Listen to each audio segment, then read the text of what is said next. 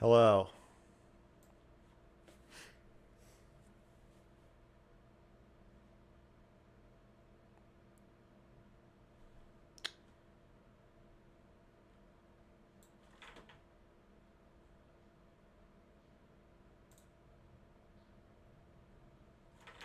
Hey, man. Oh, shit. I can't hear you. Sorry. 1 second. My headphones are not on. Here we go. Can you hear me now? Uh-oh. I'll keep talking just so you can Okay. keep testing. Yeah, I got you. I hear Oh, you you now. got me? Okay, cool. Yeah. Matt, can you hear him? Can you test your audio real quick? Well, me? Yeah. Just like talk a Oh, little bit, turn you up. I see. Oh, yeah. You keep talking too. Let me check yours. Oh, Okay, yeah. yeah. I'll keep talking, you keep talking. We'll both keep talking Okay. at the We'll same just keep time. talking at the same time. No, I mean, that's what we're gonna end up doing anyway. We might as well just start it exactly now. You right. know what I'm saying? Yeah. Let's be All honest. right. All right. How's it going, man? I'm getting in fights with everybody today. Yeah, I saw you popping off on Twitter, dude. Or I saw you at least like just going a little bit hard on book smarts. Is How that you yeah? feeling? What's going on? I'm pissed off. That seems to be the consensus. Hey guys, all right, What's the consensus? the Oh, say horse. hi to your chat. Yeah, go do your thing. Hi horses. The horses are arriving. Hello, horses. Why horses, by the way? I love it, but why horses? Um, in my well, I have a special relationship with the film Silence of the Lambs. Okay. Have you seen it? I did when I was like 12, and I think I might have seen it when I was in high school, but I think my strongest memory was a really long time ago, to be honest. Okay, well you should check it out for sure. But there's a scene where Buffalo Bill listens to the song "Goodbye Horses," and he does a nude dance. I know this dance. Yeah, I think I know this scene for sure. Yeah, so The I goodbye, used to use that beautiful. song to well, I guess I still do to end my video. I have a series of video essays that use movie clips. I always end it with Oh, that song. So then I started calling my audience horses okay, yeah, because the all song's right. called "Goodbye Horses." So I would just always start my videos "Hi Horses," you know. I've heard people describe their headphone thing as like a horseshoe too, so I was wondering if that had partly to Oh do with it. no, that's just a coincidence. I think I might get rid of this. It feels a little unwieldy. I think I'm gonna get some wireless earbuds. I want to be Yeah. as unencumbered as possible, and these are kind of goofy. Yeah, I'm doing the headphones right now just because I feel more comfortable with it. But typically, this mic it doesn't pick up like what's on my speakers, so I can just kind of be chilling while I talk. Yeah, Yeah. headphones So are pretty tell me what's normal, been I going on for guess. you on Twitch, man. I feel like you kind of entered in and like you entered in really strong, dude. Um, wait, let me. Uh, wait a second. Let me fix my. Yeah, do your thing, dude. I want to put you on that screen because I screwed up. Okay. I've got a little mini you on my screen. Yeah, I'm looking at doing the same thing.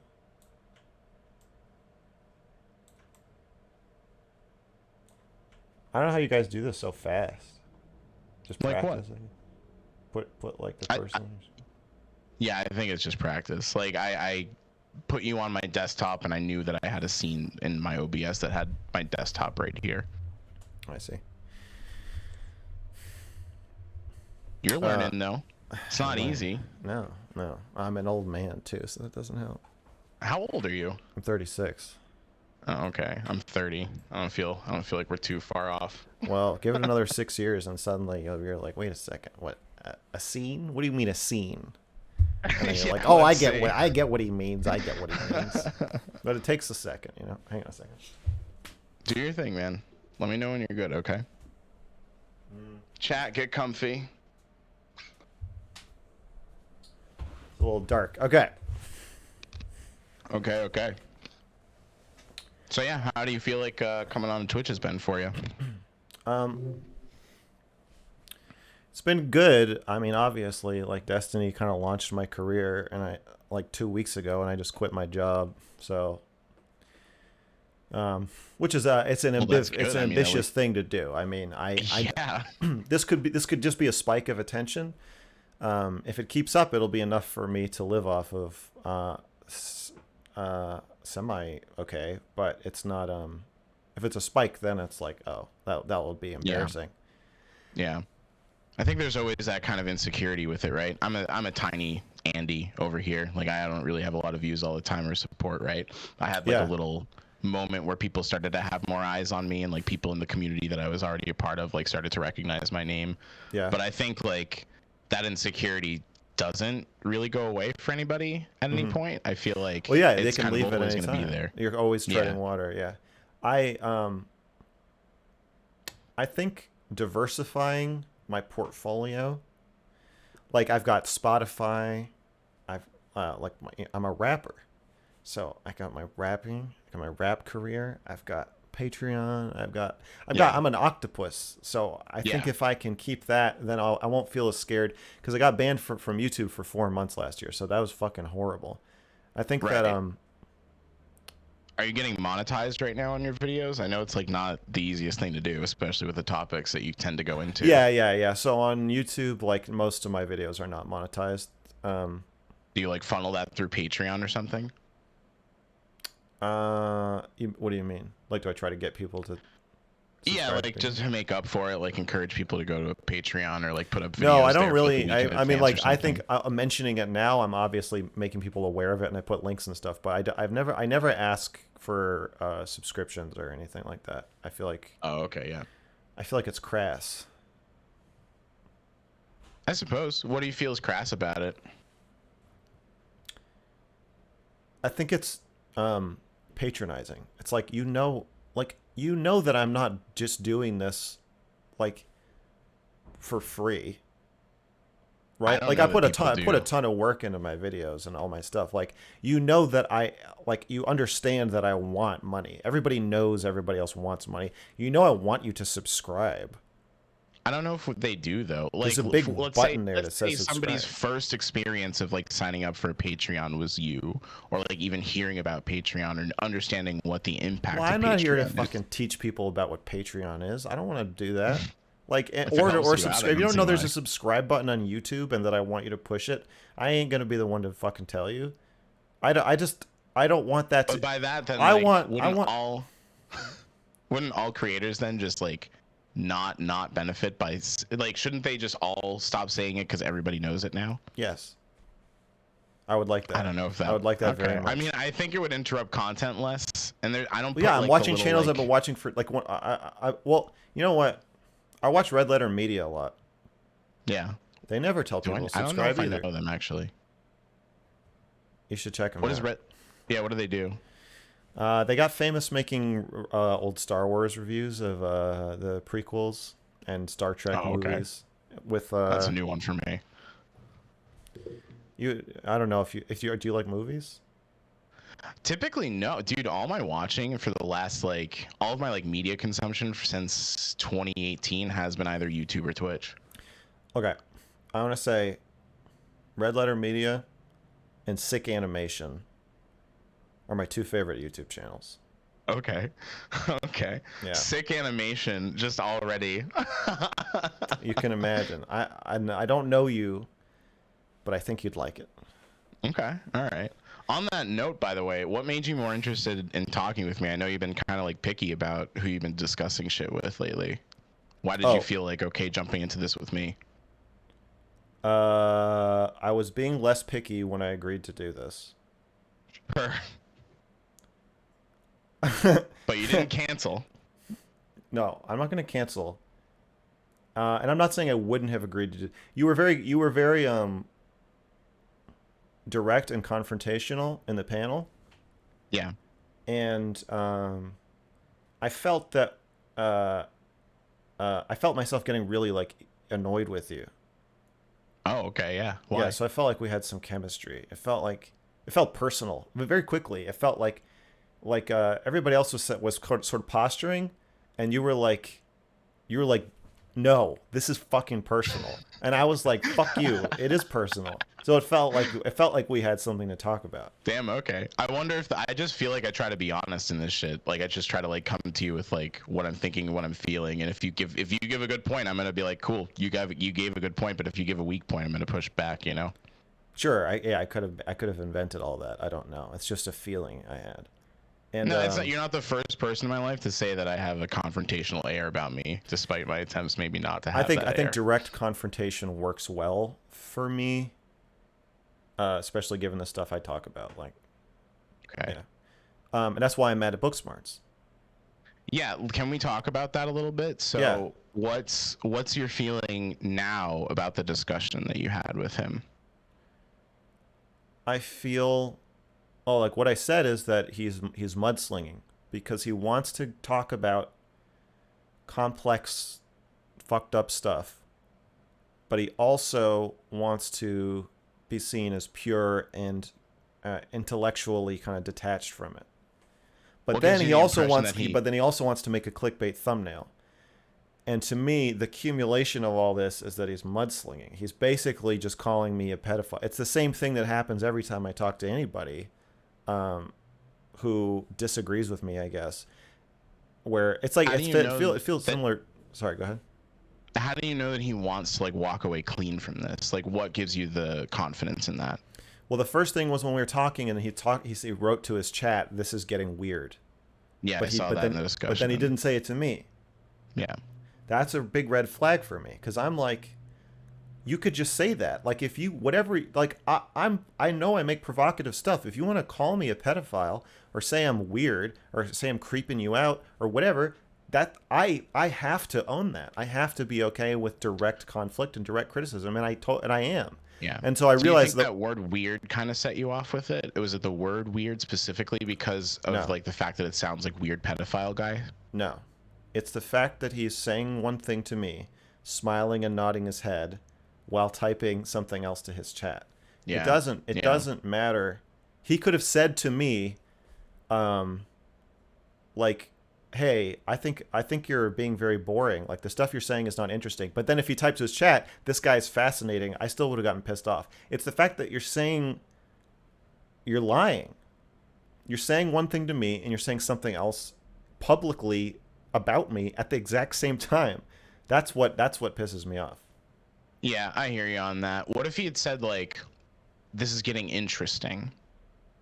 I still don't understand. Like, I think I'm gonna say I'm pretty uncomfortable with anybody typing anything to their chat Yeah, um, while we're talking. while we're talking. Yeah. Yeah, Like, that are you makes reading sense. your chat right now? Nope, I blocked him up. I even told them beforehand. I was like, I perceive that Okay. you really, and I do as well, I'm gonna block mine too. find. Yeah, and I can show you like if you want to. It's No, on no, my no, no. I, I, laptop over here. I, You know, I I, got all my I notes. trust you. I'm sure you trust me, but just so that you know. Anyways, though, No, I don't I want that. took it that you really uh, put a high value on making sure that we are the focus of the discussion and that we're giving each other full attention and honesty. So I didn't Yeah. want to like increase the variables that I'll be like changing my position or changing like my Exactly, because stance if you mid, you see know. the chat turning against you, like, you don't have to talk to the person you're streaming with ever again if you don't want to, but your chat is your chat. And I understand the urge to want to, like, at least keep an eye on them and see and get their feedback about how the conversation's going. But there's the darker side of that is that you're no longer talking to the person you're supposed to be talking to. You're just talking to your chat. And Yeah, and I think that's what really bothers me. I have similar takes when I see people playing video games and chatting. Actually, I kind of wonder, like, what do you feel about Destiny playing like League when you're talking and stuff like that? I don't like it. Yeah, I wish he wouldn't do that. Yeah, Um, I think that it's Destiny's in a position where you're just lucky to be talking to him, right? You're that's true. lucky to be on a stream. You're getting Yeah, right? And so like, You're getting time with the omni-liberal. yeah, and like I bring this up every time I talk to him. I'm like, so hey, we should acknowledge that like you're a huge streamer and I'm like nobody, and now I'm on your stream, and that like that means more for me than it means for you. Like you can say like Destiny fans have warmed up to me and they like when I'm on there and it gives them good content or whatever, but it ain't. It's I mean, he's completely just appearing on a stream and chatting with him has completely changed my life, and so he can afford to do that, and I think it also protects him a little bit from anytime you get really like deep in the woods of a discussion with somebody, you're taking a risk, Yeah. right? And like if the What kind of discussion risk do you mean? that you're going to say something dumb, or that you're going to say something wrong, or that you're going to take a position that people find unpalatable, Yeah. and Okay. like, and so if you can get some and like and so what Booksmarts is doing is he's saying, I want you to say a bunch of fucked up shit. And I will do whatever I have to do to get you to say it, but I'm not going to say anything fucked up. And so he gets to have it both ways of we had a really interesting, great content, fascinating conversation about something, but he also is able to keep himself slightly distanced from the topic. And Hmm. and so it's not the same as Destiny playing League, or I mean, like I think everybody does it to some degree.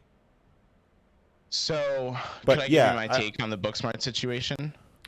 Like uh, as how I saw it go sure, unfold? yeah, So basically, like, I kind of like wrote down the course of events in that conversation. I don't think I need to really go over that.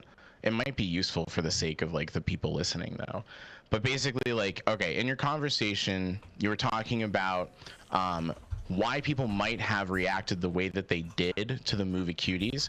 And yeah, Booksmarts put forward the idea that he said, or at least this is his quote, I actually think that throughout the movie, there was every indication that we get from the adults around how successfully the attempts that girls are making to sexualize themselves were, and it's that it wasn't working. And then he gives a couple of examples of how like a couple of people have shown this. mm-hmm. And then he says that he believes that this disgust that the people in the movie were reacting with is a mirror to how most people would feel. And this is why people, and he believes that this is why people who saw the poster didn't want to maybe see the movie because of that disgust that they felt. And then you go on to say that you believe that that reaction of the disgust comes from their awareness of them being potentially sexually aroused. At which point, Booksmarts kind of like starts shaking his head Yeah. and I saying think no. Like as soon as you, disgust is the flip, is the same other side of the same coin as arousal. so yeah, right. So you see it as like they were aroused, therefore they were disgusted by themselves. Yeah, but not. I don't think it's that conscious. But it's like No, no, no. Yeah, right. one of my exes uh, used to talk about how gross her boss was all the time. Yeah. And one day she came home from work and she was like, oh my god, he is so fucking disgusting. And I was like, are you attracted to him? And she was like, no. Why do you say that? And I was like, I was like, can you just admit it? I don't want to argue about this for 2 hours. Can you just admit it? And she was like, no, I don't know what you're talking about. I was like, yeah, you do. You don't. I was like, what's gross? Like gross means you're thinking about fucking him, right? You say gross. You're saying it would be gross to fuck him. So like, are you on any level? Are you turned on by these gross interactions you're having with your boss, where he's yelling at you, he's calling you stupid, he's demeaning you? Is this arousing on some level? And she was Couldn't like, gross just be a replacement for her saying that he's like a detestable person, though? Or would you think that that still carries with it there's some sort of something sexual? visceral. Yeah, there's something wet about the word You have a gross. very Freudian way of thinking about things. Would you Yeah, agree? yeah, yeah. And Yeah. so and so she said, yeah, kind of. She And I said she agreed. Yeah, kind of. Yeah, and I was like, thank you. I just needed you to say that because it's gonna drive me fucking insane. You say, using all gross, disgusting, creep, all these words that But then how do we just know? make it sound like you're horny. And so if you can How do just we know that the part that she felt aroused by was significant enough that how do we know that the two were tied together? I we guess don't is even what I'm know that she saying. did feel aroused. We just know that I begged her to tell me she did, and she acquiesced. We don't know for sure why she did that. From Okay, knowing yeah. her, I mean, I assume she was telling the truth, but But then, so if you know that she couldn't know that and we can't know that, how do we know that? wait, Just so like, how do we know to respect that idea? Like, how do we know to like put any well, weight I think behind we can that just have notion? some skepticism. I just want to address anybody watching this is going to be like, well, you told her to say it and then she said it. Maybe she just didn't want to fucking talk about it anymore, so she lied to you. That is Yeah. entirely possible. I want to acknowledge that I'm not saying I successfully read her mind. I'm saying I Yeah. tried to, and she said I did, and that is all I know. I think Yeah. it's good to Okay. acknowledge the limits of your own knowledge if you can. That is literally what I'm all about. And that's Yeah. kind of why I would say that we wouldn't even, like, I couldn't put any weight, even if that idea resonated with me, right? Like, Hmm. even if I sit here and say, like, okay, like, maybe the sexual desire is a piece every time I say that something's gross or every time somebody says something's gross. There could be an infinite number of ways that we could speculate where that comes from that I haven't considered. So I don't know to, like, that just because I feel good about this one and it feels strong to me is the one that I should put weight behind. Sure, yeah. I'm just very much of the homophobic people are gay camp. It's very to me. It's just like seems pretty straightforward to me. That's basically what I I think a think. lot of people belong to that camp too. Yeah, Yeah. yeah. There's new thought on that of like that's stupid and simplistic, and it is simplistic. I don't know if it's stupid. That's basically what I think though. So So for you, when people are like, like, oh, Trump is so gross, I'm like, you're thinking about blowing him, aren't you? so yeah, behind like every communication of emotion is like a communication of desire. Is kind of like the way you see it, right? Or it sounds like what you're Yeah, saying. I think I have an expansive, broad definition of fantasy. So, like when women are like, "Oh, I'm so scared of walking home. Some guy might grab me and press me up against a wall and whisper in my ear," and it's like you're thinking about it. I'm not saying that you want it. I'm just saying that like when you have or me, like I get paranoid about people like attacking me or like having to defend myself, and then I realize like, oh, I'm just fantasizing about it. I'm fantasizing about what it would be feel like to like successfully defend myself. I just think that there When you say isn't. fantasizing, though, people hear it in a really specific way, Yeah, right? People are exactly, gonna exactly. imagine that it's like this like thing you desire to happen, right? Right. That's my and so that my point is that like um I don't quite or like when people talk about intrusive thoughts, I saw somebody on Destiny's subreddit yesterday or a couple days ago saying intrusive thoughts are just the thoughts that you tell yourself you're not the author of them, but you're the author of all your thoughts. All your thoughts come from the same place. You just label some of them as intrusive because you're ashamed of them or embarrassed by them. And I guess I think Sure. the same thing of these like feelings and fantasies of like, I don't want to feel everything I feel. I don't even want to feel most of what I feel, but I think we should just be straightforward about it. So that's, yeah. I think somebody could say that they think about those things though, and not have it be communicating some sort of like desire for them to like want that thing. I know. Oh, okay, my bad. I It's might our have first. misunderstood. No, no, I know that you think that. Oh, And okay, you got know you. that I think you're wrong. So And I yeah, know how that do you you think I'm wrong. This is our first contention. right? So yeah, then it comes to like, why don't we both have a valid take on this in your eyes? I would say the opposite too. Like there are people I know who are like say like, oh man, I really just wish or this has happened to me too, or like I really want this, I want this thing. They're obsessively fantasizing about it, and then like you're like you don't even like that, and they're like, oh yeah, I'm obsessively thinking about it, and I'm thinking I want it, and I think it's like a positive fantasy, but maybe it's not. I just think it's I just think fantasy, I guess, is more messy and complicated. And so this exact distinction is the one that pissed me off in the conversation with Booksmarts, where it feels like he wants to. It's like he wants people to be able to choose what they're aroused by. But then couldn't somebody actually have been disgusted by cuties in a way where they weren't aroused by it? Isn't that a possibility? Um, Not saying he did or not, but just I saying that think anyone could. you're sure it's possible.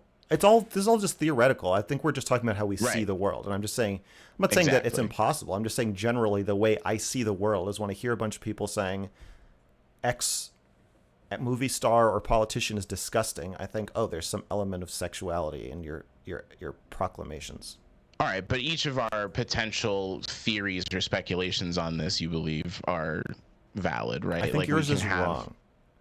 I think it's Okay, wrong, but and wrong doesn't mean invalid, right? It just means you think it's improbable. unlikely to yield uh, good decisions or results if used in practice. It's wrong the same way I think like religions are wrong. I'm not saying Okay, I can you don't hate. unpack that a bit? Yeah, I don't think I'm not religious, and so I think religions are wrong. I think that they're an untrue lens through which to view the world. I think sometimes they're useful, but I guess I just think they're like incorrect. But that I don't like hate religious people, and I don't want you to not use the lens. I just don't see it that way. Okay, well, how do you know that your take is more objective then, I guess? Or why do you believe that about your take? Um, I think it's just put some combination of like my education in psychology and probably much more so personal experience of like the conversation I just told you about. It's been useful to me to know. I mean, it's also happened the other way where somebody's calling me gross and seems disgusted by me, and I'm like, oh, you're turned on by me, and then I have sex with them. I might have lost the connection. My bad. I was like expecting more to that, but I didn't get it. Help me understand how two and two connect there. If you took people at face value when they called you gross, it would preclude you from having sex with people who think you're gross. Right, but I don't think somebody saying that somebody's gross could be objectively proven or not. I don't think anyone could ever be like, you are objectively gross, right? But we're No, talking I'm just about talking like about the nature of sexual. my lens of the world being that when someone says something is gross, they might actually be secretly aroused by it, or Yeah, yeah, no, are so likely to be. I just want to know why you put more weight on the interpretation that you've gleaned based on like your Because education it's gotten and me your laid. experience. That's what I'm saying. It's got my lens has gotten me laid. It's very compelling Okay, but it's also gotten. to watch someone go from you're a disgusting piece of shit, filthy pig asshole to blowing me is very compelling evidence that I do think that it's a good lens. It served me So well. if like my if it ends in sex for me, I can assume that it was correct. No, that you're reversing the question. You asked me why I think it's correct, and I'm saying it's been useful. This is one of the ways that it's been useful. Okay, so usefulness for you defines how correct it is, though. If it's not useful, then it's I'm not not even correct. saying, yeah, I guess. I think real world Okay. application is a good way to test whether the way you look at things is I guess. For me, this is interesting when it comes to like your spectral thinking on issues, because then I would say in a lot of instances that the usefulness of that like ideology falls apart when like people play minimal roles in certain things, like somebody being somewhere on the pedophilic spectrum. Mhm. It's like, okay, like we don't need to consider that then, right? The usefulness of that notion really doesn't matter if the like if they're vanishingly low on that scale. I think it matters for the purpose of humanizing pedophiles. I agree it doesn't matter for like if you're hiring somebody to work at a school and you find out they are one millionth pedophile, then it doesn't matter. I agree with that. But if they're saying we should throw pedophiles in the wood chipper, I do think it is useful to point out to them, like, or whoever they're hating, whether it's a political party, group of people, a race, whatever, to point out like, um, you're more similar to this thing that you hate than you think.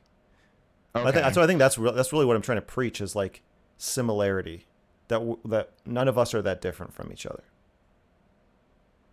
Yeah, I actually wrote that quote down. Let me get there. Hold on, because I actually wrote that quote down. So I wanted to see what I wrote in response to that, because that was one of the things that you had said to Booksmart, and then you had also said to him at the time that this is the central theme of your work.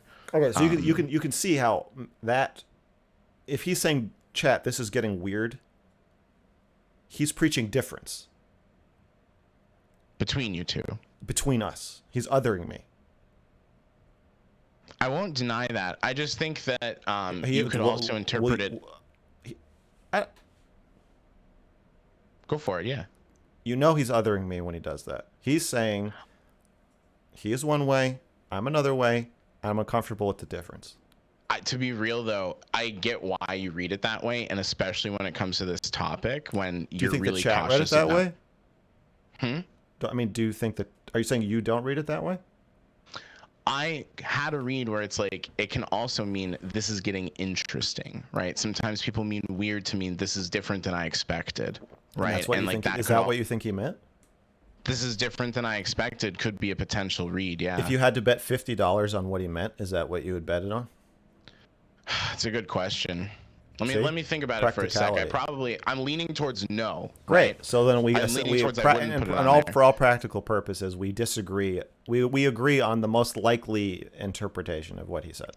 Based on like a couple other things, I don't know that he would be saying that you are weird more than the position that we're in is weird. I don't care what he's saying. I'm saying that the interpretation by the chat It's just the is most othering and the likely difference. that it's weird because of me, and Yeah. it's supposed to be normal because of him. And Does so it matter that what I think about it though, actually? well, Because we're like, isn't fucking it just talking does? about it. So yeah, it Well, does. what I mean is like, doesn't it just matter how you felt about it and why you felt so strongly about it? Um, the reason no, because if every single person in his chat said, "Oh, he always says that," Mm. that's his signal to us that we should like hang on tight because this is going to be an exciting video. It's his trademark. It's an inside joke. We've established previously that this is getting weird actually means like, oh, it's time for me to start asking weird questions, and this is like the part of the show. However, what happened immediately after that is he agreed with me that he was talking shit about me. Yeah. So that kind of What if undercuts any other possible I do explanation. agree? Okay, I do agree. What great. if what So I don't if think we I need to. said I think you're being a little political here, trying to examine the minutia of every other possible thing he could have meant when he himself agreed he was talking shit. sure, I'm fine. No, I like especially now that I remember him saying like I Okay. do agree I was talking shit. You Like well, if yeah, he thinks that's he's pretty talking compelling. shit, Then I yeah, think well he is yeah, too. yeah, exactly. Okay. So What if though? Can we imagine a world where I had just told you that I would put money on him meaning something else? Would you think I was lying? um, I would want to know more, but probably not. What would it? Okay, okay. What would you take as like? I guess I don't think I'm you're a trying to lead liar. you to a place where yeah, okay, yeah. Here's the difference: is that I think Booksmarts is a liar, and I don't think you're a liar. Why don't you think I'm a liar compared to Booksmarts? I haven't seen you lie about anything yet. Interesting. How do you know I have that no though? evidence to think that you're a liar. I thought Booksmarts was lying to me, especially after that, but immediately. What about his beliefs though? Because at one point in the conversation, he said he feels like this is me saying that I believe in God, but you telling me that I really don't. Like, so what if he does Yeah, truly believe that his disgust came from something other than his own disgust at himself for the sexual arousal potentially? Like, what if he really just felt gross about seeing kids in a sexualized context like that? Is that not possible? that is possible. Anything's possible. Anytime you ask me, is that not possible? I'm You're gonna gonna just say it's always possible. sure. Okay. I'm not saying I'm sure I'm right to the exclusion of I all will be other real. It feels possibilities. to me like you do feel that way a lot of times. It feels to me that you privilege your experience over others. And that like when somebody's experience doesn't speak to what you've seen in your life, it feels that you won't you'll call into question their opinion, or like you think that they might be making the more optical move. Yeah, well, we're in public. I mean, we're like politicians. You think when Joe Biden says like trans lives matter, are you immediately like, wow, this guy really cares about trans lives? No, Wow, it's I not thank that. thank you But for at the same expressing time, that from the bottom of your heart, Joe Biden. Aren't you like I get somebody what you're told him to? saying, but I So don't if have if any we were reason talking to in think that they. if he and I were like talking in private at a coffee shop Yeah. and nobody else was around, I wouldn't feel as strongly about that. We're talking in public to an audience of potentially thousands of people. So there's no way that like if somebody gives the like more I don't know socially acceptable position on a controversial topic, like there's no way for you to feel We're assured that not they're giving you their honest take we're in not public. academics. Our job is to say stuff to make people like us for money. That is what being a Twitch streamer is. Yeah, Now, I wouldn't disagree. so we're trying, each of us is saying, well, I'm saying, well, hey, listen, I care more about being true to myself than I care about any of that. I would rather get banned off Twitch, banned off of everything, starve to death in the street than lie to you about who I am and what I think. That's like my solemn promise to my audience. But I'm still taking the money. I'm still on Twitch. It is part of the job. I quit my other job. Now you know, not only do I want the money, now I need the money. Sure, You can't say that doesn't call everything I say into question. Of course it does. On some level, you have to understand that I'm working. We're all but working. like We're trying to make okay, do you but you trust me, but not book smarts, right? So like it's not just about the fact that we're on the platform that like makes it seem like we might be dishonest to you you. are not as arrogant as book smarts. I trust that you know, even if you wanted to lie about what you're doing and what you're thinking, I don't think that you would try the kind of maneuvers that he's trying to pull. I think it's extremely risky if I'm coming in with like 500 viewers, it's extremely risky to type something to your own chat assuming I'm not going to know about it. Sure, That's a bizarre like thing to but try to like sneak by me. Then yeah, immediately after the stream, going on Destiny to ask him to basically review the debate, basically trying to bait him into saying the stuff I was saying doesn't make sense, or that I am not open to being challenged, or that I'm going to just say you're a liar if you disagree with me. All these things he like soft pitched to Destiny to see if he would bite, and then the thumbnail, like uh, you can't get away with all of those things. They're too contradictory and they're too public. So it's not that I how think do you know you that I have no don't have the reason. capacity to do that if you thought book smarts didn't though too at first? It's not that I think you don't have the capacity to do it. It's just that I don't think it. I have a Oh, neutral. okay. So far, you've seemed pretty straightforward, and I have no reason to believe that you are doing that or that you would do that. My sense is that you're more likely to just be cautious. I think Why if is that I in your sense? Yeah. um,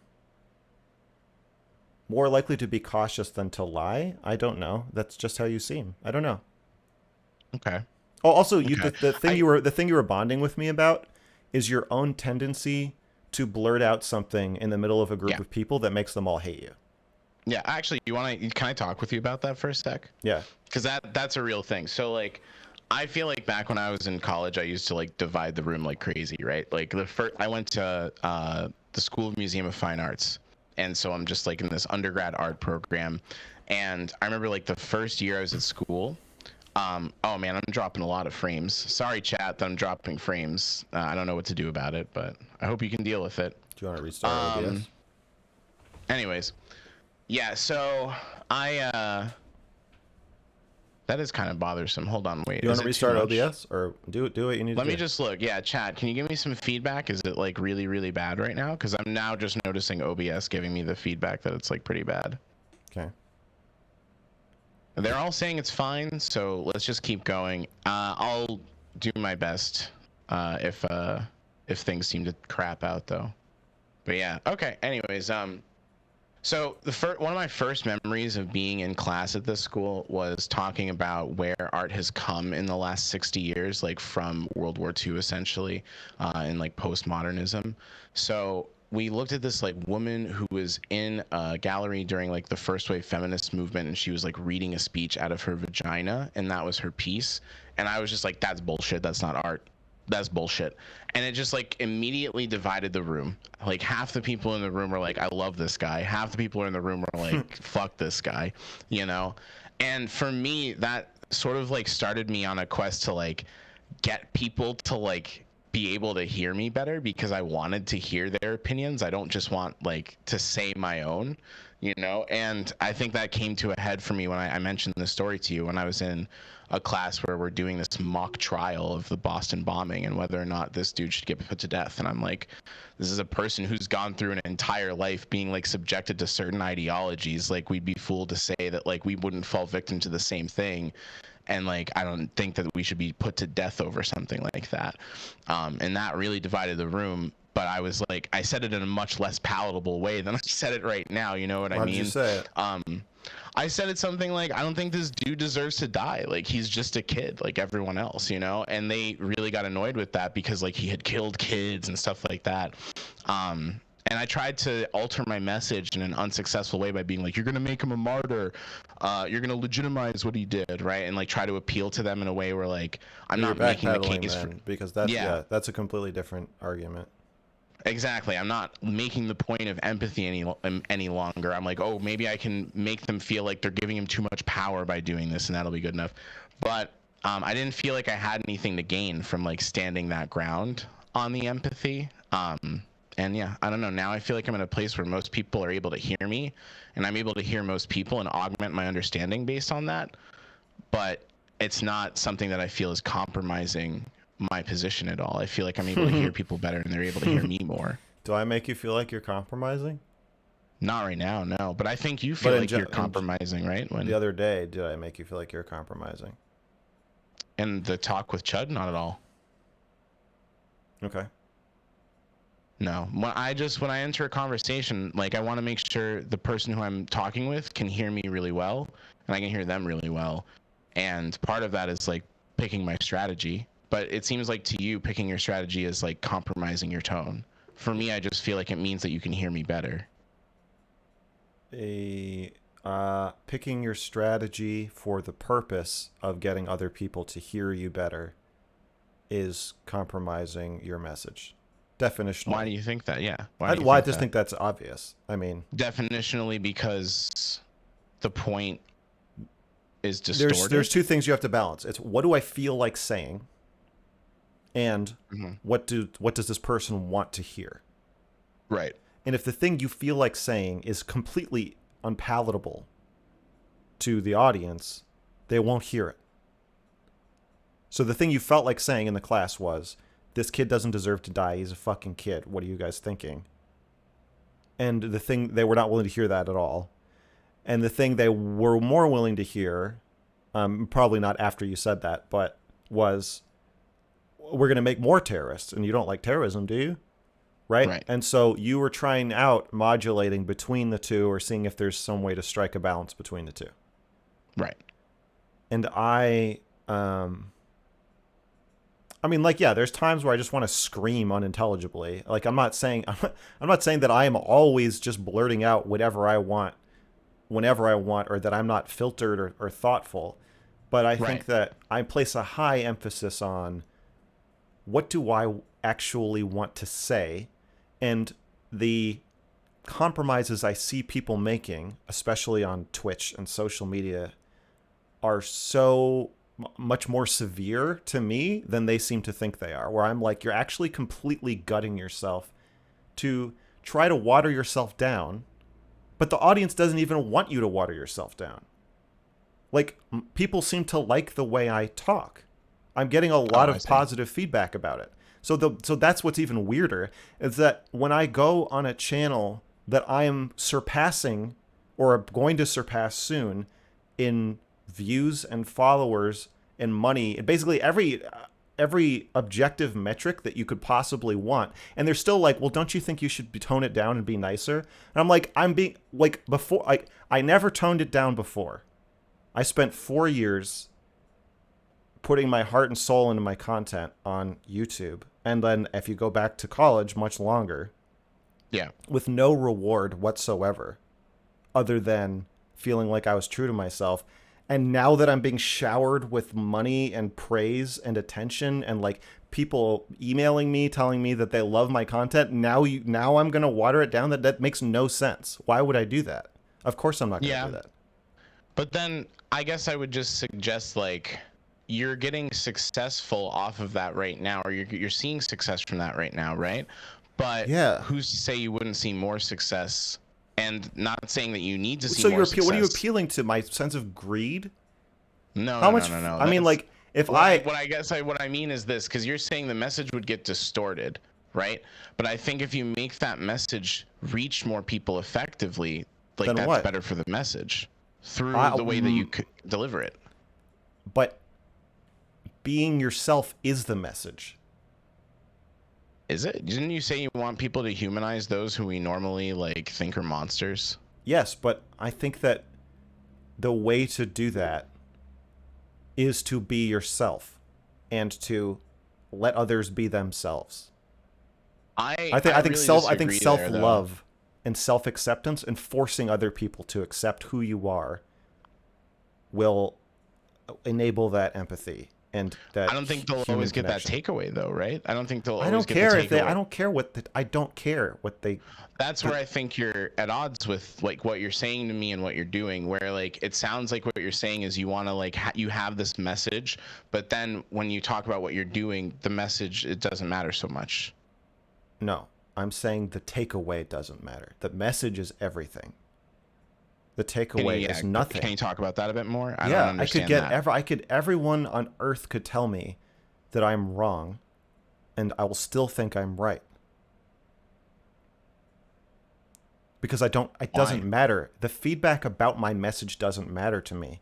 I'm a crazy person on a holy mission that no one can change or alter. Okay, but then isn't the mission more important than your words? That's kind of what I mean. I'm saying my words are the mission. I'm saying that self-expression and honesty is the delivery system and the message. They're intertwined. Okay, what's your I mission can't dumb statement? down honesty in order to better present a message of honesty. I have to be What's your mission statement though? What's your mission statement? um I don't know. I think to just be myself. What do you mean? My statement like when I'm going sitting down to make content? No. Like, yeah, so my mission statement, as like I write in my little Twitch bio or whatever, is hoping to leave this trash heap we find ourselves in better than we found it. So I'd say like that's my mission. Like as much as I can, I would hope to contribute to more positive outcomes in the world while I'm here, right? What would you say yours is?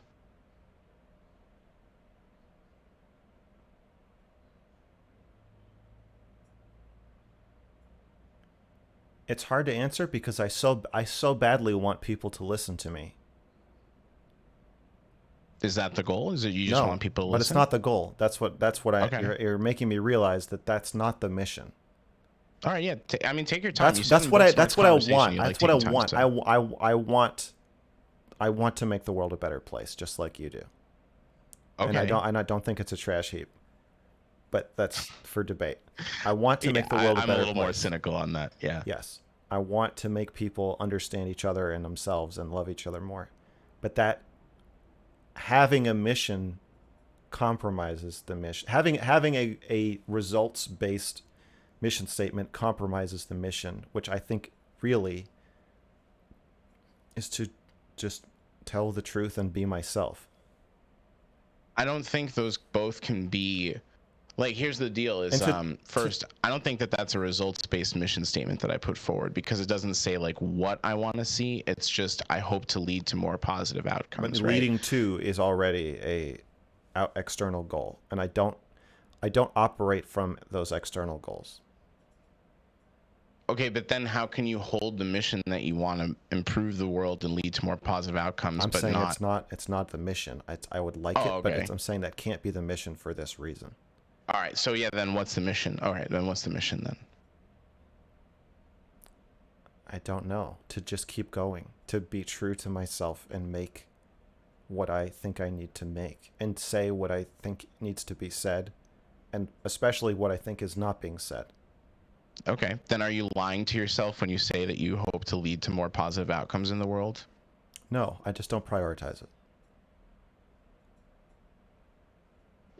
I think it's just a balance. It's the same thing we were just saying. It's a balancing act. What do you need to do for what are you trying to put out versus what do you want others to receive? And I think that you and Twitch in general are way too focused on how people are receiving you. Mostly And I don't because think you should have backed down. I don't think you should have backed down in that class discussion. I think people, so here's the deal is I just feel like if I don't make sure people are hearing me, then I feel like I miss more people than I otherwise might have.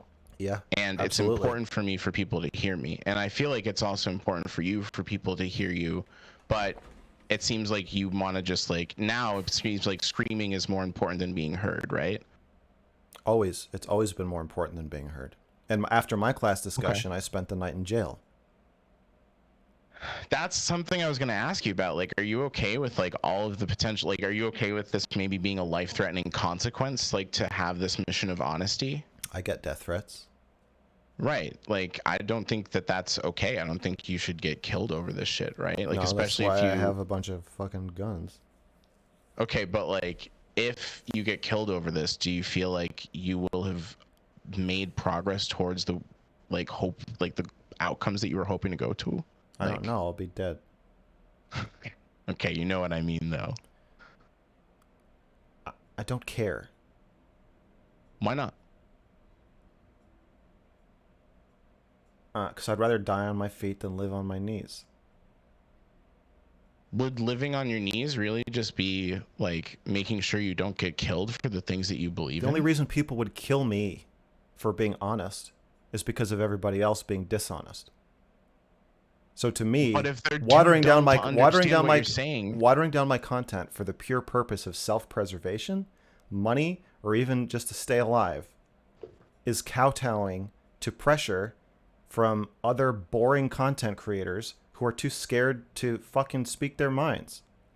okay, but here's the deal. It's like, you're not somebody who is the monster people paint you out to be, right? But if people believe in that so hard that you cease to exist, then you stop being able to spread the idea that, hey, we should have this empathy But and they're only humanize painting people. me that way because they're pussies. But they're dumb pussies and they believe in it and they have significant sway over the message, right? Like, people Not with legit me. think that you're Not, like pro rape and shit. Like, it's, you know yeah, what I mean? yeah, yeah. And those people have significant enough sway that like their take matters They and can't. gets They like a lot can't. of They weight behind can't. it. They can't win.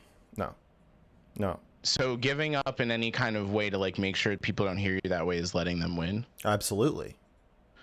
I just don't know if I see it that way. It's just like they're This too must. dumb This to must. like Okay. really internalize. You're black. Yeah. This must. You This know, must. Hassan said the same thing to me. What did he say? He said, "You're black, so you should recognize this," when he was talking about the black experience in America. Oh, okay. Yeah. I feel like part of what we're talking about is the black experience in America. Go for You're telling me to be less black. it. What do you mean? You're saying well, don't you want to get the job? And I'm like, yeah, I do, but that's not. And you're like, well, maybe if you were a little less black, people would accept you more. Then you'd get the job. You could go to certain parties that you might not otherwise be invited to. And like, no, I don't want to fucking go. I feel like my whole life I've really wanted to move away from my race, right? Like, I hate the idea that like people will see me a specific way based on that. Yeah. But if I'm gonna live in this world, like, I need to recognize that that's a thing that people do, and like I can have that conversation where it may apply. Let's do that. But it would be. You want to? I mean, we can talk about that, but yeah, We're it talking would be about like it already. well, what I mean specifically is just it would be a waste of time in certain instances to like, or not even a waste of time. It would lead to more negative outcomes for me if I were to bring that up in every moment where I might feel prejudice or something like that, or feel like I need to assimilate to what people are expecting of me.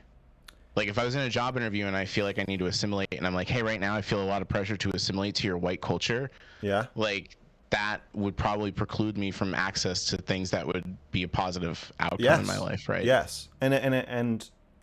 So So I don't want to lose that access. Right now, the fact that I assimilated means that I have a job that I can talk to all of you guys with. That's pretty cool. that is cool. And I But wouldn't you're have that telling, but you otherwise. under okay. I'm not saying you should do what I'm saying. I'm I don't saying think you are. I'm saying I know you understand it because you're black. Yeah, no, I get what you're saying, There but I'm is there also is just trying to some make the case for. I'm just trying to make the case that when you do, like, there's a way to pick your battles, I and the understand that, way I but picked my you battles has led to understand. us talking, right? But Like, I know there is some part of you that when you are assimilating or code switching or whatever the fuck to get a job or get through a trust me, situation. I lost the code switch a long time Okay, ago. you get what I'm fucking saying. I know. So I'm fucking with you. Don't there's worry. some part of you that is looking at that interviewer and saying fuck you. There has to be. And you may have them under control. But I know it's there. Yeah, but it And doesn't mean I'm especially because you told dishonest me to especially because you told me the story about the Boston Marathon bombing. I know Yeah. there is part of you that wants to just blurt out Yeah, but like, that doesn't no, you mean that I'm people being are all dishonest to fucking hold it crazy. in, right? Because like I still honestly want to work I'm not there. saying it's dishonest. What are you saying then? My It's bad. less honest. No, I'm saying that it's a compromise. Spectrum, right? It's all a spectrum. It's No, all it's a spectrum. So it's like kind of compromise. a lie, but kind of true. It is a It is a compromise. compromise. It is a compromise. But is compromise always going to diminish Well, like the I integrity of do what I'm we doing? do you acknowledge that the angry, boisterous, loud, critical black man, or I don't know how old you were, young black man in that story, that you said, hey, you know what? Maybe now isn't the time, buddy. That when you can't make this compromise, he has to shut up. He talks to you, and then you say, okay, I get what you mean. I'm just going to translate this so the interviewer can understand. And I don't Wait, what? want I'm to lost now. My I'm bad. saying I that lost the analogy. there's part of you that must feel constricted by this. Yeah, I would say so. Okay. So I'm not trying to say you should change what you're doing. I think you should, but that's not what I'm saying right now. All I'm saying now Okay. all I'm saying now is that Save it for later. I know you understand. Yeah, yeah, but Okay. here's the deal: is I feel like the trade-off is just worth it, right? And it's still what I want to do, like, and it still to me leads to better outcomes than if I were to hold firm. Do you also agree that if we all spoke our minds more, if everybody else started speaking their minds more, and the optics, the norms on Twitch changed, so that it is okay to bring up something awful without looking at the camera and saying, and by the In a way, video game. in a video, or we're saying, I'm anti-rape. Before we go Yeah. any further, I want to spend 5 minutes just explaining to everybody. If that were no longer the norm and we could just have conversations without the fucking tedious, endless circling around things, supposedly because the audience needs it, but I don't think they do. I think they're smarter than we give them credit for. It's really just to protect yourself. If that became the new norm, wouldn't that be nice? Well, don't you think we're building that norm? And yes, I would. Sorry, let me answer first. I do agree that would be nice. So join me, brother. Don't you think we're? But Join don't me, you brother think we're building Rhyzohm. towards that? I think you have baby steps though along the way, No. right? And what you're Oh, doing is like you're God. standing on the other side of a cliff, and you're kind of saying like, Yo, I am Trump, the baby you got step. it. I'm the thing that's good about me is that my views are pretty tame. Yeah, I agree. Well, Right? Like they don't get interpreted in the same way, but I agree that they right, are my actually tame when I delivery is listen to not. them. Yeah, my things I'm Yeah. willing to think about are not tame. My actual stances are like, get vaccinated, vote. I voted for Joe Biden. Say the things people want to hear. Say the things people want to hear a little bit though too, right? No, You gotta. no. So You many know, people right I now, hate that. I hate it. I hate that you're saying that. I know you do, because you said it to Booksmarts too. You said it's like that's like the nightmare, right? Yeah, it's fucking problem horrible. I is, don't know what like, the fuck you're thinking. It's because Well, I do why know what would you're you thinking. Not want, Yeah, you know, what am I thinking? What do you think I'm thinking? You think that it's necessary to get your message out, and I think you're wrong. Why do you think I'm wrong? Because you're right. Because That's what I think. my message is getting out. But it could be more effectively getting out. You just don't care about that part. What if it weren't getting out? I do, if it weren't Sorry, getting out, I I'd keep changing the conversation. Sorry, you can yeah, answer what you want to. you do. My It bad. is getting out, so I don't have to say what if it weren't getting out. It fucking is getting out. People Okay, but love what it. if it weren't? They can't What get if it enough weren't? of it. If it weren't, would you feel like you need to adopt a new strategy? No. Why not? I'm just entering into your world of results. I don't fucking care about the results, other than I loved quitting my job. It was actually kind Yeah, of I was just sad. gonna say you need the money, so you No, do I care don't. about I'll the just get results, enough. No, right? I don't. I want the money. I want the money. But if I All right. if I'm, do you really think that if my income starts from content starts dropping, that I'm gonna come back here and say like, okay, man, maybe you were right. What should I do? I don't fucking care. No, I will never stop doing what I'm doing. I'll just get another job. No, I get that, but you are saying that you need it to work out in a certain way, or you want it to work out in a certain way, right? There is more pressure on me that I have to fight off. I'm disclosing that. I'm not saying like, well, I'm starting to think I should water things down. I'm saying there is pressure on me, and I'm disclosing the pressure because it would be fucking dishonest not to. I have to acknowledge that I want to live off of this, and so that means there's some part of me that is like you, that is Yeah. the same part of you that you have that is going to say to me like, hey, if you say this, we might not be able to monetize this video. That I have to say, suck my dick. I don't fucking care. I don't care if we can monetize it. So I got a bit of a different question then, but I'm curious as to what your answer is for it. I just don't. I don't under. Okay, Go for it.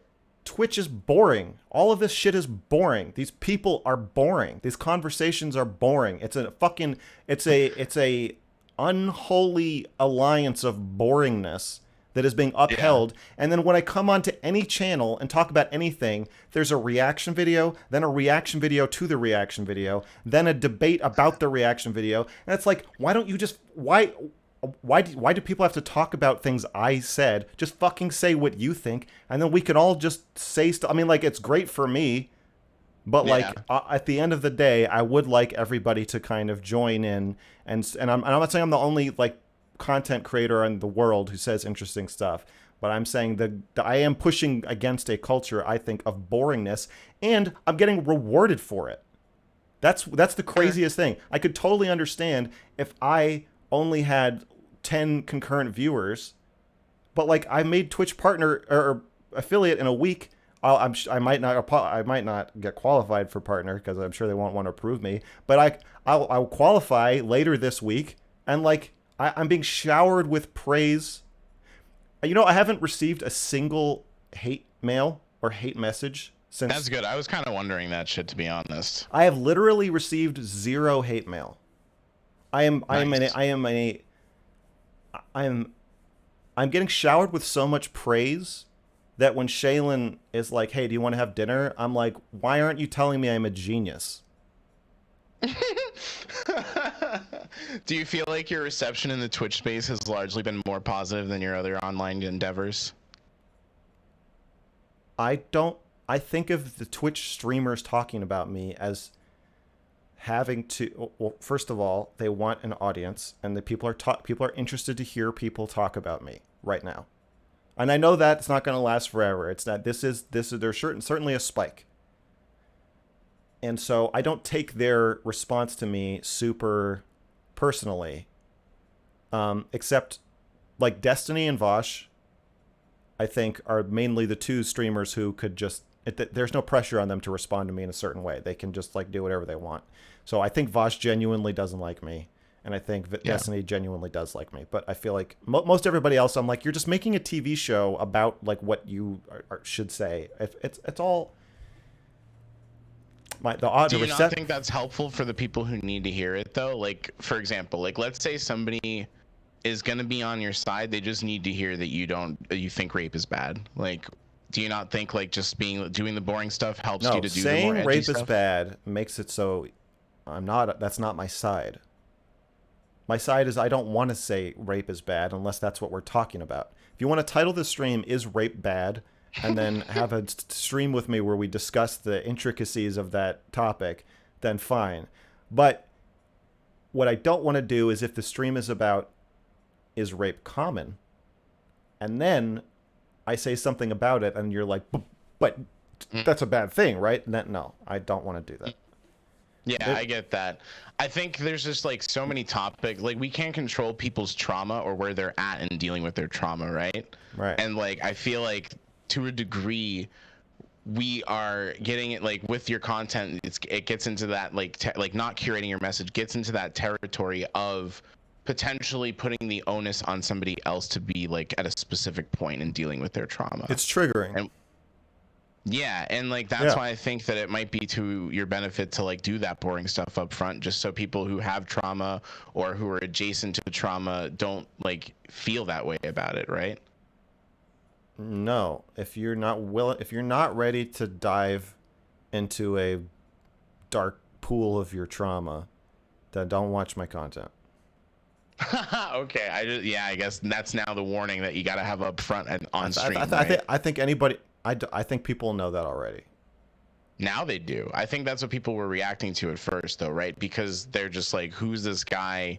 Why is he bringing this stuff up in this way? Like, I'm not ready to deal with this. Are you serious? I was just trying to relax, and now I got to listen to this dude talk about consent in this way, and it's really triggering for me, right? And it's like almost putting the onus on other people to have dealt with stuff up to a certain point, like in order to hear your take. Like I'm Uh, privileged enough to not have had those experiences, so I can like listen to you talk about consent all day long without like going to a dark place, right? But that's not everyone doesn't have that luxury. I think we've all had bad experiences with consent.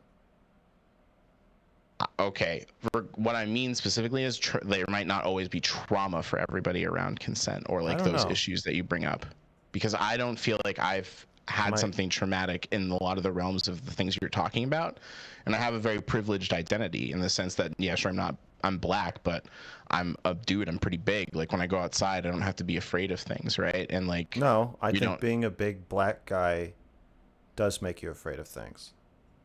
Well, do you get what I mean? Do you get where I'm No, going I with what I'm no, saying? I think that a big black guy understands and feels consent trauma. I don't believe you. That I don't know that I have experienced something traumatic when it comes to consent. I've only fucked one person in my life. I've fucked them a lot, but I've only fucked them once.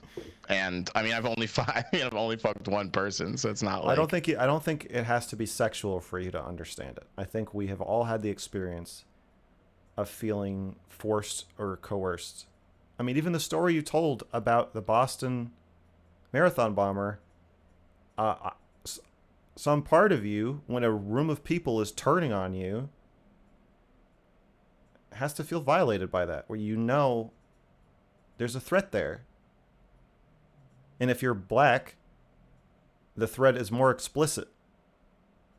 yeah, I just don't know that I've like explicitly what I mean, let me be more clear, I guess.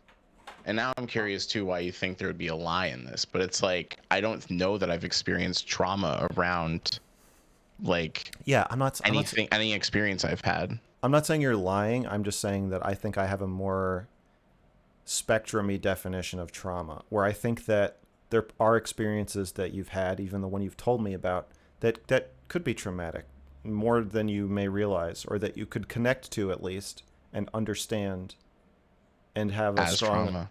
yeah, or have a strong emotional reaction to, talking about rape, even if you've never actually been raped. So do you, I think it's a very common experience, especially if it's not literal. I think it's something everybody can understand. what is something that experience of trauma is something everyone can understand and like knows how to like Yeah, shutting down in fear and doing what you have I to do to escape a dangerous situation. But I don't know that that's what trauma always manifests in for people, like those feelings. I don't think that's the end all be all of trauma right there. I don't know. It could be like you told that story. Let me You see told if that I get what story you're like saying, like just to make you could sure. you there's a way to interpret you where ever since that story and maybe some other stories that have happened to you, you're afraid. Maybe unnecessarily Of the afraid reception, right? Is what you're saying? of what they're going to do to you. I don't know if it was what they were going to do to me. Why do you think it would be that? Because mobs of people are terrifying. I didn't feel endangered though at the time. I just felt like But they you wouldn't were. listen. Maybe subconsciously, but You were probably in not more danger than presently.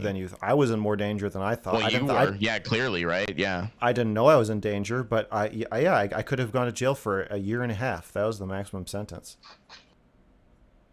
I was in significant danger. Here's why I have a problem with like totally agreeing with what you're saying right now. There's two reasons. It's because number one, I just feel like trauma, number one, is not something that I've experienced in this way. Like the synthesis that I've had from that experience, I don't think of as like a traumatic synthesis. But then number two um is that I don't know that that level of trauma, if I grant it as such, equates to all other, or like is on, like, even though there's a spectrum, it could be so far on the other side of that spectrum than like what someone experiences from just being born a woman, right? I think you can. This is what I hate about messaging about the black experience in America. I didn't feel like we were talking about me being black right there, but go I'm for not it. talking about you being black. I'm talking about the black experience in general. That okay. People who are not black, particularly white people, are supposed to empathize and understand, but are also told simultaneously that they could not possibly ever empathize or understand. And I feel like, and same thing with rape survivors, women. We're told, but then you should care about the feelings of women. You should understand women. We should understand the female experience. We should educate ourselves or allow ourselves to become educated so that we know what it's like to be a woman. But then the moment we presume to know what it's like to be a woman, we're told you could never, ever in 1,000 years imagine what I have to go through as a black woman. Yeah, but here's the thing. When you say we're told, it's like just by like people who really feel that way, right? So it's like, all right, that person feels that way. I don't think everybody feels that way. Like, and then the other thing that you said too was like, so you're saying you don't see a contradiction there. You think that some progressives. It's not that I don't see a contradiction. It's let me finish my fucking sentence. All right, go for it. You're saying that some progressives say you should understand, and other progressives say you couldn't understand, but you don't see a self-contradiction in one singular message. You think it's just two different messages. In a way, yeah. Exactly. Possibly sent by different people.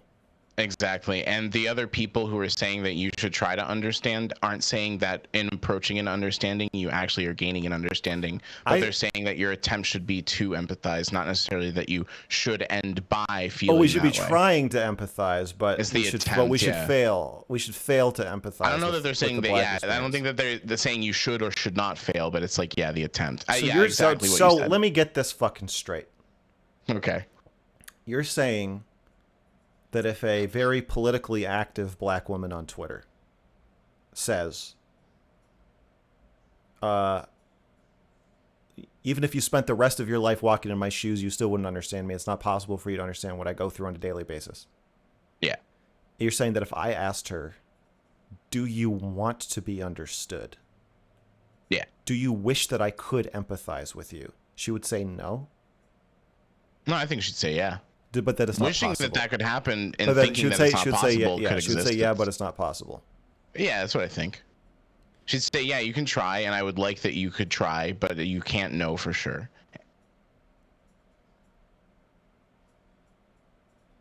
Okay, so At worst, it's a contradiction, and at best, I think it's hopelessly cynical. I wouldn't disagree with you, but that doesn't mean that they like should feel any differently, right? Like, and if I want them to, I got to do my best to like help them understand why they should. I'm not saying they should feel differently either. Yeah. I'm saying I think that you can know what rape trauma feels like, or what it feels like to carry it with you through your life, without having to experience it yourself. That's what empathy is. It's when you understand the experience of another person that you have never had. Yeah, there may be a way for you to understand that trauma, right? I But that believe doesn't that you mean can that. do. So I believe in empathy. I believe you can. I truly understand the experiences of other people. Right, but then like what I'm saying is even though you may be able to empathize that way, that doesn't Yeah. mean that when you speak about these things, you're hitting people in those empathetic notes and people can like perceive that you empathize with them. Just absolutely. And I agree with you that it doesn't mean that when I talk about rape, you're going to have the same like physical, emotional reaction to it that somebody who has had a lot of negative experiences with rape Yeah, is and I going to think have. that this is why people are careful online. It's kind of like we're on the street screaming about rape and pedophilia.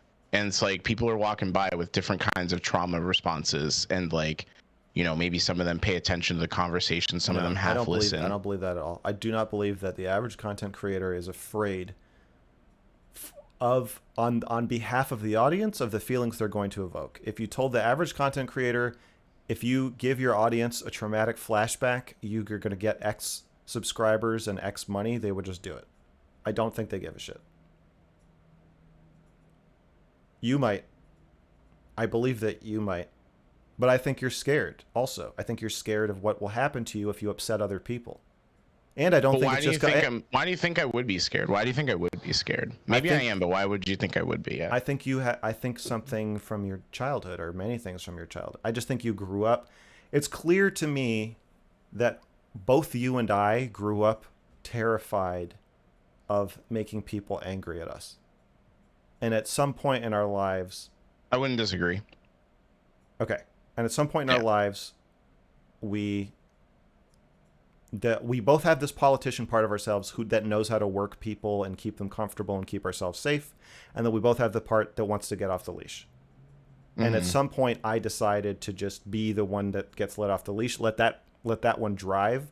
And I'm always muzzling the politician. There is some part of me that wants to be nice, and I have to say, no, shut the fuck up. That's not what we're doing right now. And Yeah. there are videos where I am more nice for sure, and where I am more careful and gentle.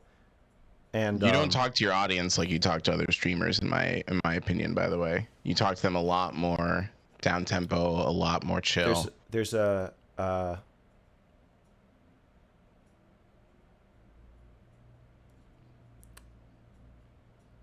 I feel when they're on my stream Yeah.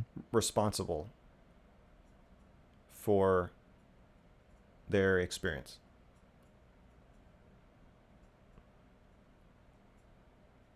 You're moving to my side right now. It's it's an interpersonal feeling of responsibility. This is literally what I'm trying to get at, man. Yeah, but they're yeah. So I mean, I don't know if you watched my advice and confessions with mrgirl Not stream. yet. Okay. So yeah, when people call in, it's the format of the conversation is different. Like when it's fans asking me questions or talking to me, that is not the time where I'm like I am trying to say my message or express myself. It's more like that's like after the show, or like a side thing where I'm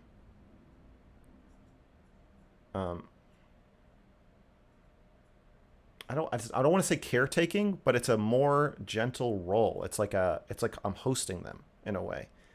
And that's not what I'm doing in most of my content. How is it different? How do you see that as different? That's not my art. Like I'm not a streamer. That's not what I that's like to me I'm coming on Twitch to talk to people about my real art, which is my YouTube channel and my music. That's me. That's where I'm being myself, the most myself, pouring out my message. And I don't think I'm being less myself when I'm being nice to my fans. I'm not saying Okay. that you shouldn't be kind or nice or tender to anybody.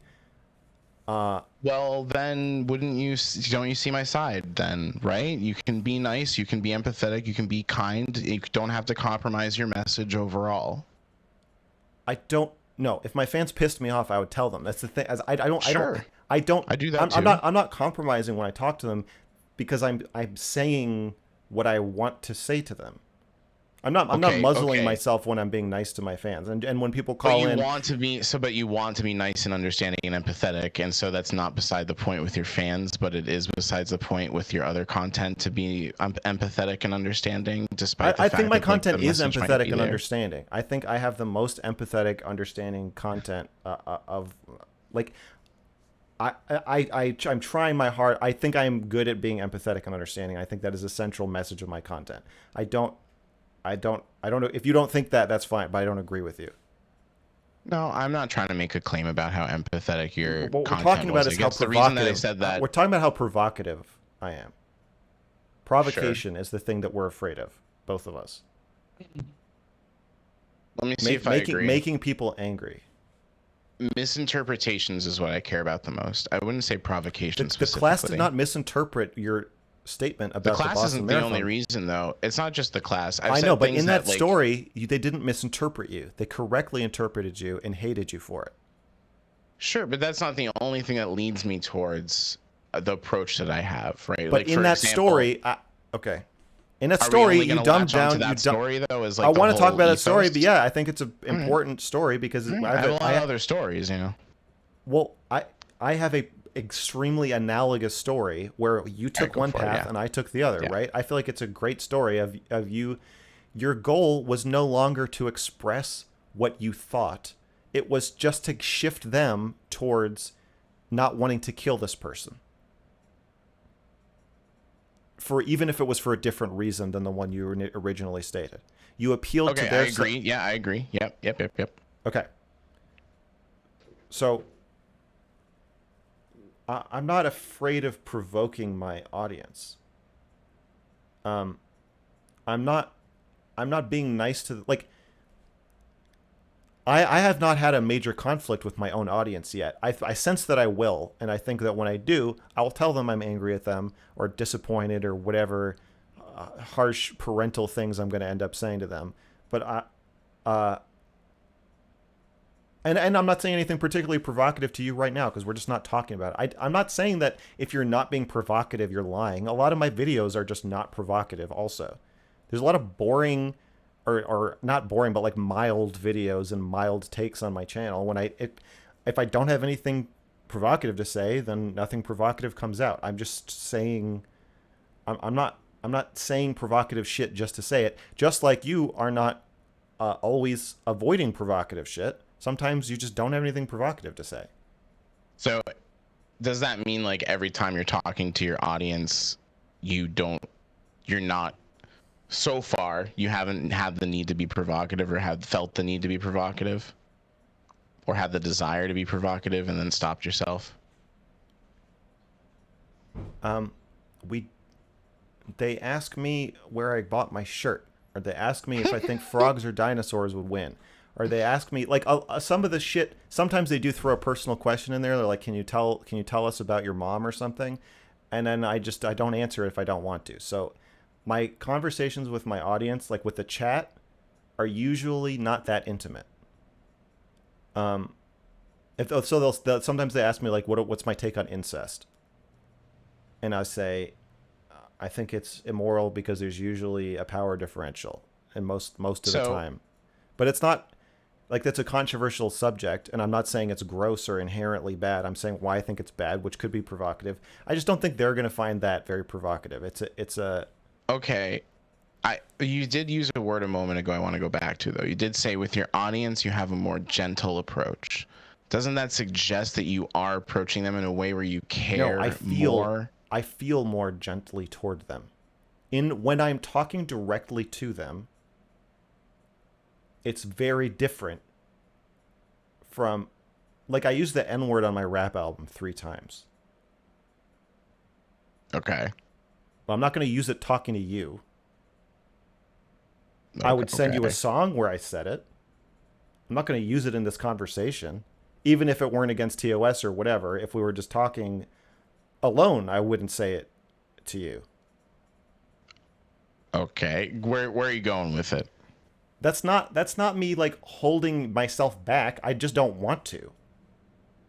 It just that you're doing this like circuitous logical argument that I think is taking us away from the central difference between our approaches to content creation, where you're saying that there are times where I'm nicer than other times. Therefore, I agree with the way you think and I am doing that thing sometimes. But it's not the same. You admitted, though, with Booksmarts that you could have said, like, I want to come in and kill everybody on Thursday or whatever. Like, you could have made your message, like, way more extreme, but you didn't. I didn't want to. I don't want to make it more extreme. So if you I don't want to make it less extreme. Though. My goal is to say what I want to say. It's just to be myself. It's not to blurt out every thought in my head. It's to be myself. Right. Okay. And like interpersonally, I'm generally a pretty nice guy, except to Shaylin. Yeah, I really put a lot of weight on the feedback that I get. And in relationships that I've had, I've gotten the feedback that I come across too strong, too harshly, too judgmental. Like I don't give room for other people's ideas and stuff like that. And those are never the reactions that I'm going for. And because those are never the reactions that I'm going for, and I know that this is the world I live in, then my approach is to try and make sure other people can hear me better rather than like asking them to meet me where I'm at. Right? Because I don't think... So can we talk about that for a little bit? Because why do you think it's so much more important? Or rather, what I find interesting about that... Go ahead. You have something you want to say. This is supposed to be an interview. You're not interviewing me. What am I doing? Trying to convince me to be more like you. And I'm countering by trying to convince you to be more like me. This is why I knew we were going to fight, because this is the same exact conversation we had on the panel. So if you want to interview me, I will answer your questions, but I want to just acknowledge that this is not an interview. Yeah, you're not asking me.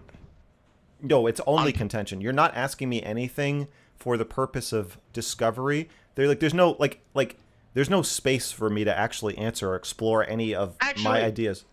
I disagree with that, because I do ask you, like, do you think your purpose is X, Y, Z? Like, I am trying to make sure but I then know immediately your you're using that as a bludgeon against me to prove to me that I'm not as honest as I think I am, and that I'm already doing what you're doing, so why don't I just consciously do it? It's not an interview. Fair enough. Yeah. It's not even a contentious interview. It's an argument. Is there no contention? So it's only contentious. Oh, okay. Well, I do have a line of questions. We tangented. I said to my chat earlier, we might get into like a more organic back and forth. Okay. So I just kind of let that evolve. I think we should make a conscious decision. I would like you to make a conscious decision about, do you want to keep fighting about whose way of life is better? Which I'm happy to do. And I consent to. What I'm even trying to fight about. Like, you can convince me your way of life is better too, right? You know, it is better. But do you want to continue to argue about that, or do you want to interview me?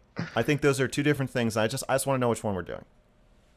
Can't we just go back and forth between both? No, I don't want to. Does conversation normally unfold in like a very organic manner, like even in real life? I don't care. Okay, why not? Because I'm going to be very open and let my guard down if it's an interview, and I'm going to be. Okay. I'm going to be. You're going to be more reserved. I'm not reserved, but I'm going to be ready for combat. if it's going to be combat. But if you tell Here's me the but if you thing. tell me it's an interview and I let my guard down, and then all of a sudden you're saying like, but wait a second, 5 seconds ago you said this other thing, Yeah. then I'm like, okay, if you want me to fucking be ready to argue with every fucking thing you're gonna say, Yeah. then I will be. But you're not gonna get as much out of me, so you got to decide. What content are we making? What do you want? And So interpersonally, what's interesting? Yeah. What's interesting about this for me is like my approach. I feel like I reconcile that issue. I don't have to worry about being more or less on the defense with you because I'm always going to be like considering the optics and the messaging. So like sometimes I could be put on the defense. I could be in a more argumentative position, then I can go right back into conversation. It's not like I would compromise one position for the other. Well, I need you to choose. Here's the thing. I don't want to just like I want to get the vulnerable answers, right? And So I want you're to not say getting them. You're not getting them now. that's what I'm saying, right? So I want to get the vulnerable answers. But then you want to argue about so them. that I can have exactly. So that and that's exactly yeah. Because then when I hear where you might go with it, yeah, right. So that's the problem, right? Yeah, go right. for it. So you got to choose. Don't you think that if you this is not me choosing, by the way, so I'm gonna ask a question that's kind of just related that doesn't like push us down I don't either want to avenue answer any more of your fucking questions. until we choose. Yeah. Until we choose. What is your chat? Kind of interest. My chat probably wants me to fight you is the thing, but Well, just let's check in. Let's take the temperatures of our yeah, chat. let's take a temperature chat. Let's take a temperature check really quick. How's everybody doing? My chat's saying what a little bitch, and they're saying fight. My chat does not reflect my views necessarily. No, that's One of fine. them says That's do what fine. you want. Fight, fight, fight. This is so tedious.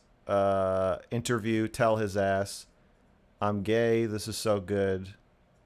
Nah, I want a conversation. His chat wants blood. My goodness. Do I need to check in with your chat? What's going on? Check my blood. Yeah, I mean, check my chat. Yeah. Okay, I'm gonna go on my phone. Yeah, do it. We're gonna take the temperature. Chat, he's coming. Well, I shouldn't have said that because now they're gonna fucking say, well, whatever. No, you can scroll back up. Can I if I just walked in? I don't think I can. Actually, yeah, I don't know that you can. You should get Chatterino. Okay, as mod, we are doing a poll. Here we go. They're gonna do a poll, guys. All right, they're doing a poll. They're doing a poll. Okay. All right. Oh, you want to do that kind of poll? People don't know how to vote in that kind of poll because it's on the interactive shit. Guys, lowercase y or n. Lowercase y or n. And multiple consecutive entries don't count. Someone just said that phone was made by child. I think you're a little full of shit and have been more considerate of how you talk since Vosh Destiny. Are you reading your chat or my chat right now? That's my chat. Yeah, I don't know. Somebody said this is getting weird. Chat, what did you say? Hold on, I gotta look at what they voted. New poll, fight interview, or interview? Yes, no interview. Let's see. We should just run the poll again. I don't think people were ready for that, you guys. It's still running. Not everyone's familiar to the channel. You got 14 votes. 17 votes. For interview, it looks looks like interview is winning. Interview is winning. Okay, interview it is. I have a lot of interview questions. This is gonna be painful. Yeah, interview one. Interview one. Oh, a real poll is happening right now. What the fuck does that mean? Oh, like at the top of chat, sometimes like Twitch has like an Yeah. I voted for interview. Okay, you voted? I'll vote fight then. Okay. No, you're all good. Well, all shit. Right, If you're voting fight, just choose fight. It's up to you. You could choose. No. No. The thing is, I don't have the same idea that there would be this split as you do. So like, I don't want to choose fight because I don't want to put you. I'd rather hear your answers. I want to make a split. It's not an idea. I want to cause a split. Here's my thinking is if I walk away from this hearing your honest answer and your vulnerable answer, I'm more happy with that and then formulating my opinion of that after the fact than doing it in the moment of and putting you on the defense. So I'm leaning more towards interview myself. Yeah, that's fine. We could have a fight another time, or you can just say why you think I'm full of shit afterward. That's fine. You think do you actually think that I think you're full of shit, by the way? I think that you need to resolve the cognitive. I think that you are letting your fear of other people make you too nice. I think that you're letting people turn you into a teddy bear. But I And like being a teddy bear. If everyone likes hearing from me you're and they arguing with think me. that I don't want to argue. That's what I think. okay, You yeah, can't we'll change do what it. I All think right, halfway through all what I'm right, all saying. right. You're just gonna make me We'll do stop the saying what interview. I think. All right, You we'll see do what? the interview. Okay. Okay. All right, you ready? So okay, but just so chats are aware, I was not reading from questions before. I will read questions out this time. Okay.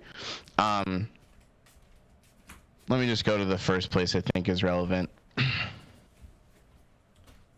I think we can start from that place of like you feeling that like you compromising your message is really important, and like it feels like you're not true to how you feel when you talk in a way where you feel like you're compromising yourself. Um, Let me just make sure that I'm at the right place for that. I got my. Did you just turn off your light because you were getting a little too hot? Yeah, you got me worked up. I was watching your Prime Kai panel, and afterwards you did the same. You turned off the light and you relaxed. I just ordered some LED lights, but these are like tungstens. They're fucking hot. Oh yeah, you definitely need some LEDs. Yeah. Oh right. man, I had some right. good questions about this, but I can't find them right now. Okay. I need to read for a second. Hold on. Take your time. Chat, keep yourself comfy for a sec.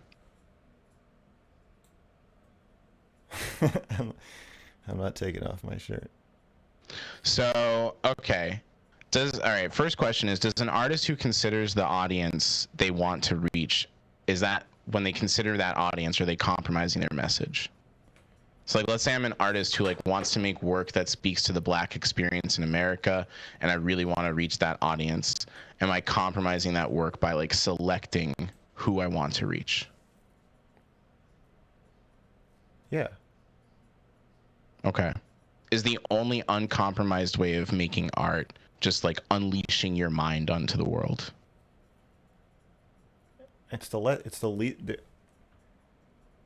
There's always compromise.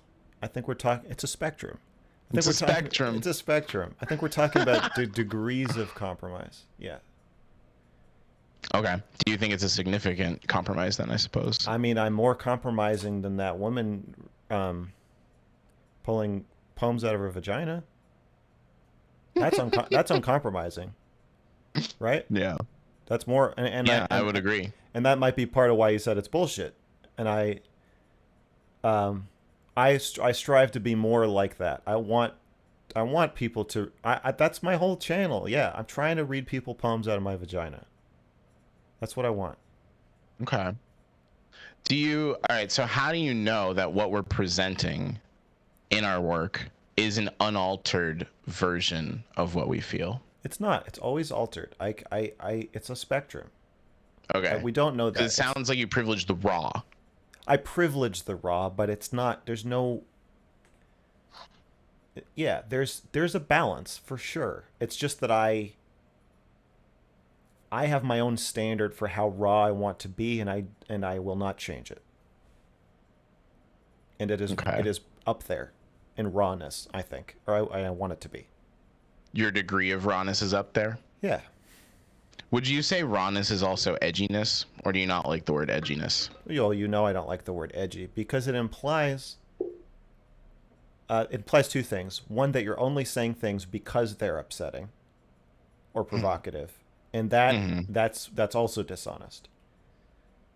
If I pretend to hold a stance I don't really hold just to get people to yell at me, that's not honesty, and that's not interesting to me.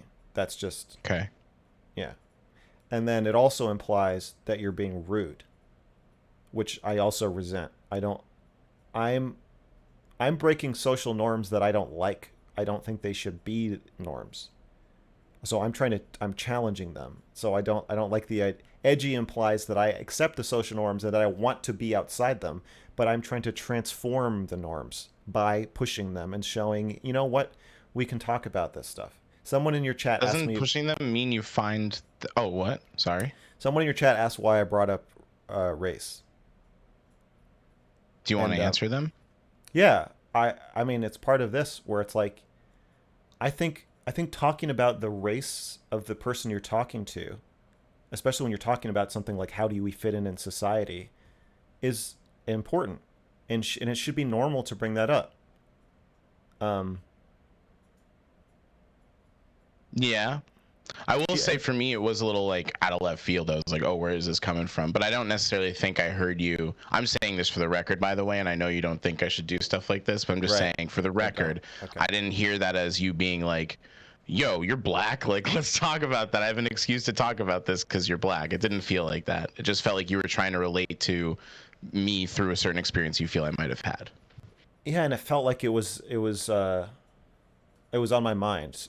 So it felt like we were already starting to talk about race without talking about it. I can't talk to a black guy about conformity and avoiding pissing off mobs of people without also talking about race.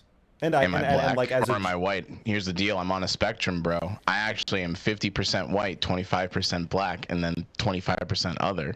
yeah, So, I'm what only am I? half Jewish, but What's when the the spectrum say about me, though? when the mob comes out, the half is more than enough. 25%, though, in this case. Yeah. Yeah. Yeah. Say what you want to that chatter, though. I want to make sure you can get your Oh full yeah, that answer just out. that I felt like it would be um,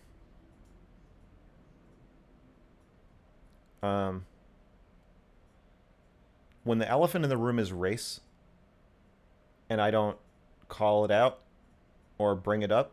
It feels like I'm uh, just brushing over it. Feels wrong somehow, and I think you're and going to get pushback on that, though, because I don't know that everyone's going to feel that race was the elephant in the room at that moment. when it feels like it's for me, Oh, okay. yeah. Yeah. I felt like I needed to say something. Not I don't think I understand 99% of people watching did not feel the same way. That's just for me. Yeah. It felt like I was talking about race without talking about it, and it feels like I want us to both be able to speak freely about it if that's what I we're gonna will do. just say, like, as a personal reaction, Yeah, like, it's kind of funny how much more my race has defined me on Twitch talking to creators than it has in my own interactions. Because it feels like that's the elephant for a lot of people, and yeah, I'm not even seeing it. I'm just like chilling, you know.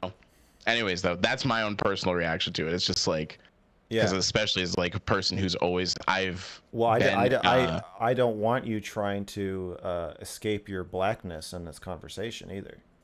And part of it is to in the in the social context of the conversation to make you blacker by saying it. I don't think that I have to encounter my blackness as much as people might expect I do by virtue of being black online. Absolutely, I agree with you that Yeah. I yes I believe that, but I wanted you to encounter it in this conversation Okay. because All right. I'm encountering your blackness and I'm encountering my Jewness, and so and compared to you, I'm encountering my whiteness. So Okay. I I didn't needed you just so you know though, I didn't even think of you as a Jew until you said it in Booksmart's conversation and you sure bring it up now, but I don't I know. know, but when a Anyways, group yeah. of people are telling you they're going to put you in fucking jail, I feel like these things start to matter more to me.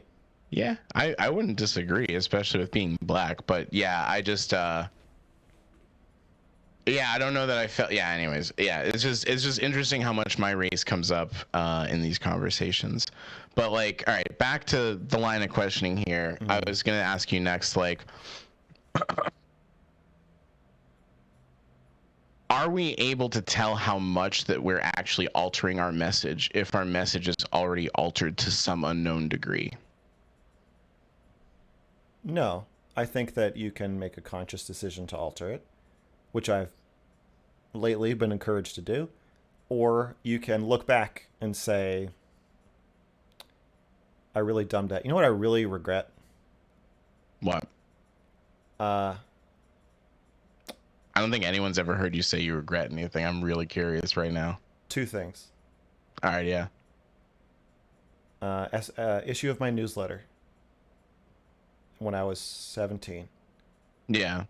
I said, stop sucking the world's dick and spit the cum in its face. And my and I'm so stupid. I had a ACLU lawyer Yeah. who represented me to get the school to change their rule of prior restraint. So the school had a rule that if you were going to distribute something that a student had written, if you're going to distribute it, you had to show it to the administration for their approval. He got them to change the rule, and then asked me to send him everything I was going to write to him for approval. And So I you agree. regret that I because oh well no. So let me tell you how bad this is. oh, okay, I okay, yeah. agreed to this arrangement, not understanding that he had scored a political win for himself and the ACLU, Yeah. while effectively just changing who was restraining me and implying I'm not going to represent you for free if you go out on a limb and say something I don't approve of. Sure, sure, And sure. I was too scared to stand up to that. I changed Yeah. it to something like take the batteries out of your remote controls and spray the battery acid in the world's face. It was something like that. Yeah. And it was horrible. Changing the line was horrible.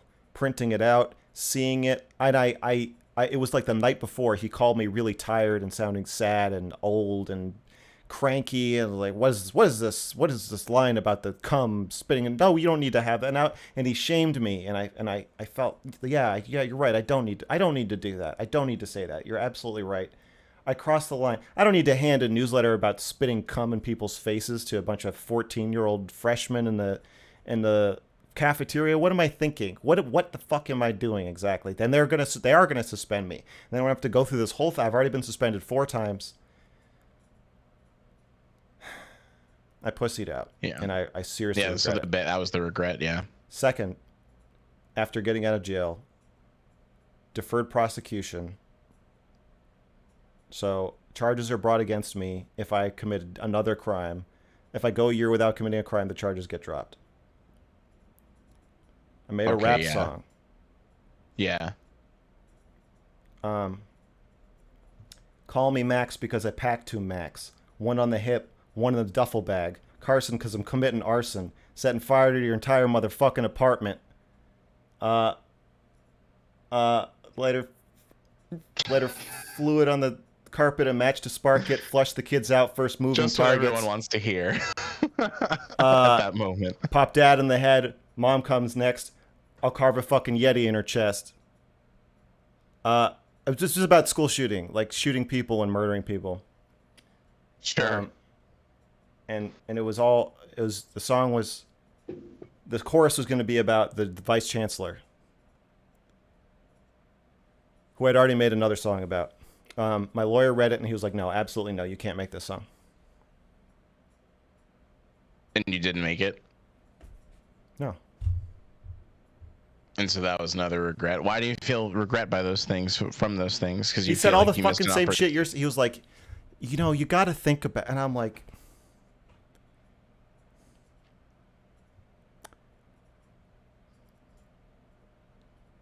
I was too young and too scared Put it and out.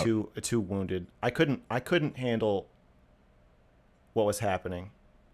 Like that, there's a part of me that is protective of that kid because I know he wasn't ready to get expelled, and he wasn't ready to get charged with another crime, and he wasn't ready to go to jail for this. And Yeah. so I I do have forgiveness in my heart for that. But man, I have a lot of regret, and I will never do it again. Yeah. One of the interesting things there is like, I get what you're saying, where it's like, okay, in those moments, you had to consciously alter your message such that you were cucking yourself to these other people's expectations, and like placated, you placated them to a degree that you sort of like gave up what you were feeling passionate about at that moment, right? Or the Oh way you were yeah, feeling yeah. passionate about it. I had a song called "School Shooting." Yeah. This was after I was arrested. The last line is, "Go ahead and tell the cops uh, about this threatening song. And when you motherfucking pigs come, you pieces of shit better cut out my tongue. My lawyers asked me to spin back the word threatening, and I did it. I'm like, they already cut out your tongue. How can I do that? How can I do that in the last line of the song? The last song on the album. Yeah. What the fuck was I thinking? I mean, It's here's the so thing that bad. I It's so wonder bad. about that though is like, were you not trying to find the most like insightful way to say those things in that moment? Because you were venting, you were getting this shit off your chest, but in doing that, weren't But you I didn't also get it trying off to? my chest. Well, no, I get that in reality. I'm talking about what you were attempting to do, right? Like, weren't you trying to, I was like, you trying. say you don't No, I was specifically, you don't trying to like get it edgy. off my chest. Yeah, right. I But what I wanted to mean is just, say, you failed. You can do whatever the fuck you want to me, and I will never stop. And I failed. Because I spun back the word threatening. Because it was like, well, people are going to take it as a threat then. I'm like, it's not yeah. actually a threat. I'm calling you a pussy for saying it's threatening. Would you say that it's the equivalent of like a lyrical middle finger? And like they asked you to put the finger away? They asked me to not take any risks. Okay. But what do you think about that being the equivalent of like a lyrical middle finger? I don't think it's a middle finger. I think it's saying like, just because you're scared of me, that doesn't mean I have to be quiet. It's not my job to make you not scared of me. If you're threatened by me, that's your fucking problem. It's not my job to make you comfortable when you're listening to my music. So is that not a middle finger? I, Is that I, not a like fuck you to your expectations, is right? this an Like interview question? You're arguing with me. No, it's no, but not. that's I I think you feel disagree that with way, you. right? I You reject wanted your to say question. like fuck you ultimately, right? Like I reject your question. all right. It I just sounds reject like your you wanted to friend. say fuck you in those moments and like just like be like I'm here, you can't do anything I about it. hear what you're saying, and All right, all and right. I don't agree. That's fine. All right. Yeah, okay. Cuz the question was essentially like how much like we might already be altering our message even just in the way we're talking, right? Hmm. So like the next question is how can we know what we genuinely feel? We can't. All right. I agree with that a thousand All we percent. But can then do it's it all, but all we can do is try. Honesty is like when you sign a government document, it says to the best of your knowledge and ability, is this the truth? mhm. I mean, I think that's the standard for honesty. Not are you sure 100% whatever. I think you just have to say what you think is the truth to the best of your ability. And Okay. So if I we knew when I feel spun back those lyrics, I knew I was declawing my own album. And I knew I was doing yeah. it because I was scared, and I knew I was being a pussy, and I did it anyway. And that is what I'm ashamed of. There's other times there's other times I can think of where I held things back, and looking back at it, I'm like, ooh, that kind of makes me cringe. But these are the worst because I knew what I was doing, and I couldn't do it. You stopped yourself from the way I see it is though you stopped yourself at a young age from just like losing your autonomy. I don't see that as being a pussy. I wasn't ready to do what I said I was doing. I You weren't said ready to do the project you were I signing up had for, you mean? fallen into the position of I want to tell the truth, and I wasn't ready to. Yeah. I wasn't ready to deal with the responsibility. Do you feel like you're ready now? Yeah. What makes the difference? Um,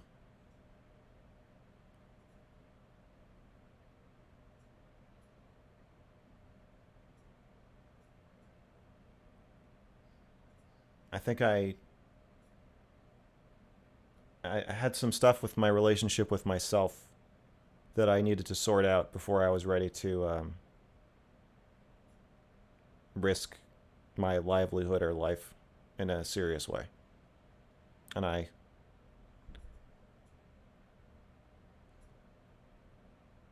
I don't know. It's like child actors when they're like you can tell they haven't really thought through what they're doing. I think I needed to take some time, write some screenplays, write a write a lot of journals and stuff about my life. Um, have a bunch of weird sex adventures, and you know, I I guess the issue there is though you once thought you were ready and you were wrong.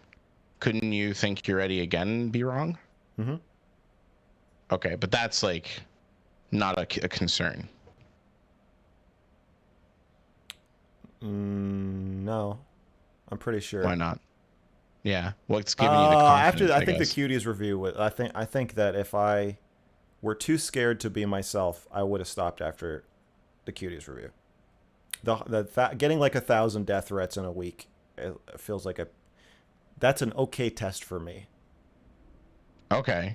So you feel like nothing will meet that level again, or like at least if it does, No, no, you I know just it'll think be that like it was like there are literal Nazis trying to find where you live, and they're saying they're gonna kill you. yeah. And so I thought about it and I said, okay, well, let's keep going. Okay. So the threat of death didn't put you off, so therefore you believe you're ready to do this like in a way I where think you that can might be be my convicted, definition of ready. Yeah. whether or not you're ready to die for it. Yeah. So like if somebody marries somebody and they're not willing to die for that other person, they're not ready to be married. Probably not. Interesting. Okay. I married somebody who Um wouldn't die for me, and it was not a good experience. how did you find out that they weren't ready to die for you? I'd rather not say no. I just that's just my sense looking back. Okay, got ya. Got ya. Cuz yeah, the thing that I wanted to get to here is like if we can't know what we genuinely feel, right? Mm-hmm. Then how do we know that when we feel that we want to say the things that we do at the moment that we want to say them, that that's how we truly Well, feel? that's my point. Is you might not always know when you're telling the truth, but there are times when you know you're lying. Okay.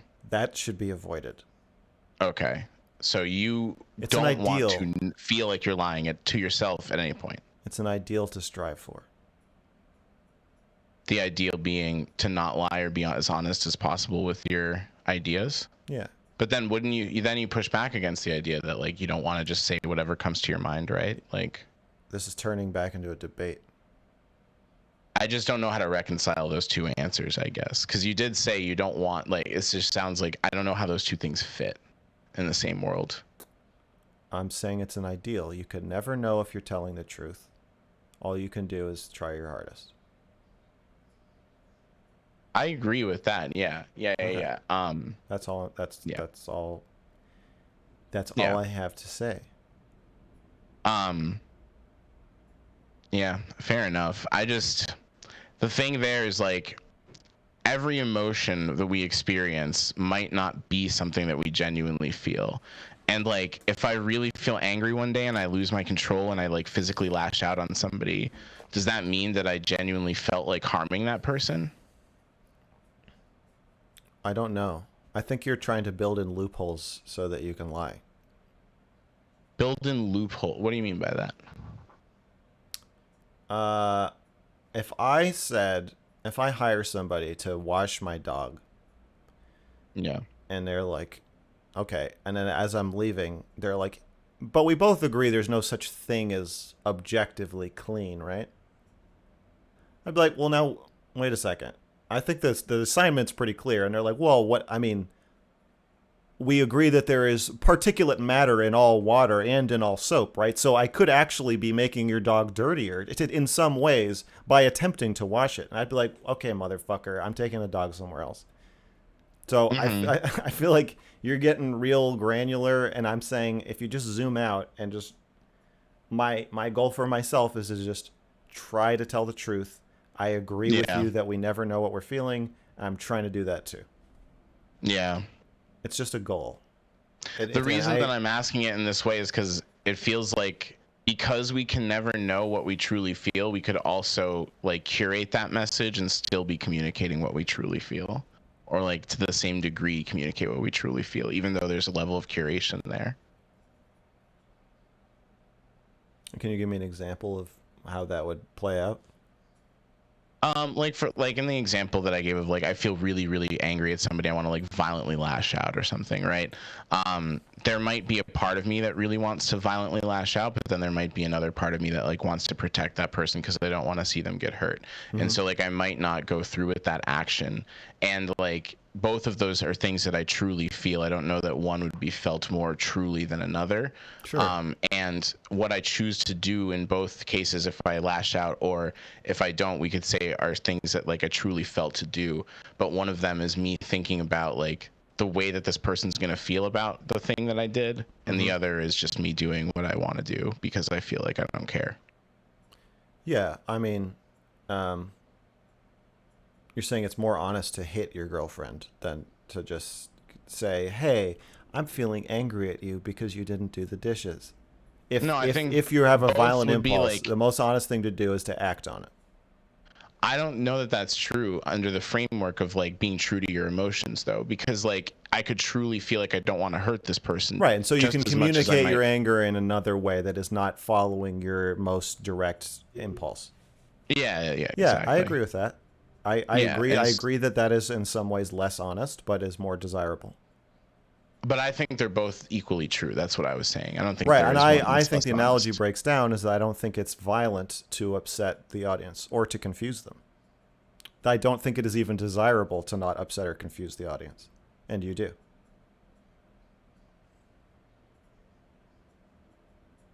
Say that one more time, my bad. I don't think I it's latched on desire halfway through and then didn't hear the rest of it, my bad. I don't think it's desirable to avoid confusing or upsetting the audience. The same way it's desirable to avoid hitting your loved ones. So I'm not on board. Got yeah. Yeah. Yeah, for me it's similar. I would view the audience similar to how I view my loved one in that instance where it's like Right. I don't want to unintentionally hurt them through that action. Yeah. Yeah, yeah. I choose pain for my audience. Well, you don't. You said you're gentle with them. I'm gentle with But them I when I get talk you. directly to When you them, but need to be. when I Yeah. make not when I need to be, just when I feel like it. But when I make content, Sorry, yeah. if it's them feeling pain or me holding myself back, they will feel pain. Yeah, right.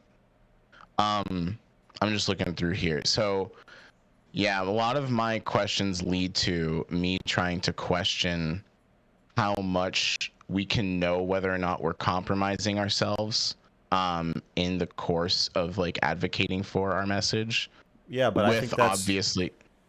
I don't think that matters that much because you know when you are sometimes, and you can make a conscious effort not to. And so to me, that's all that matters. I agree. It is very possible that there could be somebody out there who just unknowingly is more honest than me, and that I am fighting my hardest and fall short of them. That's not. I'm not talking about an objective, measurable honesty. I'm saying I just want to do the best I can do for You're myself. more or less apathetic about the harm you may cause in the process. One time I wrote a article in my college newsletter about how I said sometimes we talk I talk about like different social ills. Sometimes it's racism, sometimes it's sexism. Today we're going to talk about fat women. This is like this there's a horrible epidemic of fat women. And I said when I even if I see a woman eating a salad in the cafeteria, it is just absolutely disgusting to me. It's horrifying when I see them at the gym trying to get skinny. If they're over 80 pounds, I find it completely disgusting. If I said when I have sex, if I don't hear bones breaking, I can't come. So it was like, it just went like on and on and on like that, so forth. Um, All can run through my head right now as you say this is me having to, for the next like 3 days, answer to why I didn't push back harder on you saying that about women and fat shaming now. Like, Would you like to say something now?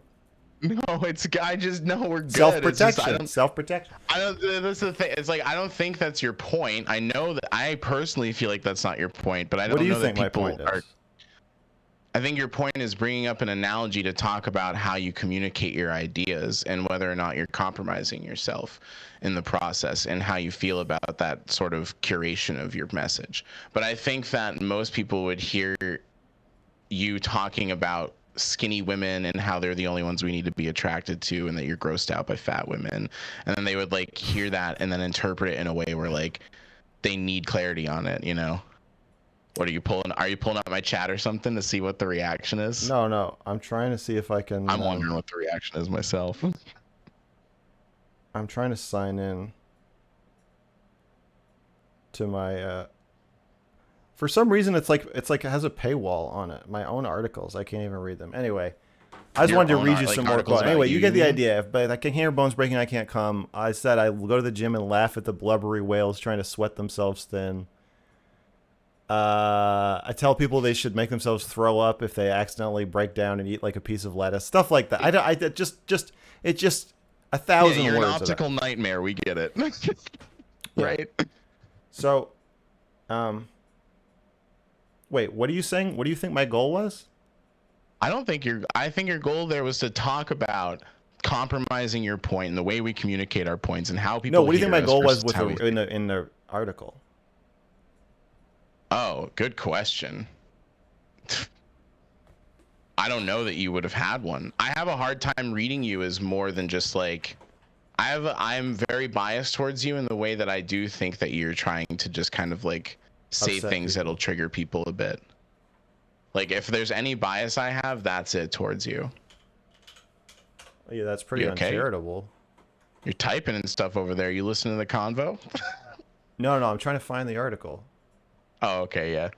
I'm not. That's pretty uncharitable. I would agree, but it just seems like you even said you're declawing your message when you're like censoring your rap, and declawing implies to me that you're taking out the ability for that message to hurt, which says that there is an intention to like hurt people with the intention message. and ability to hurt. Are you kidding me? You're saying that if I don't soften what I'm saying, that's the same as sadism?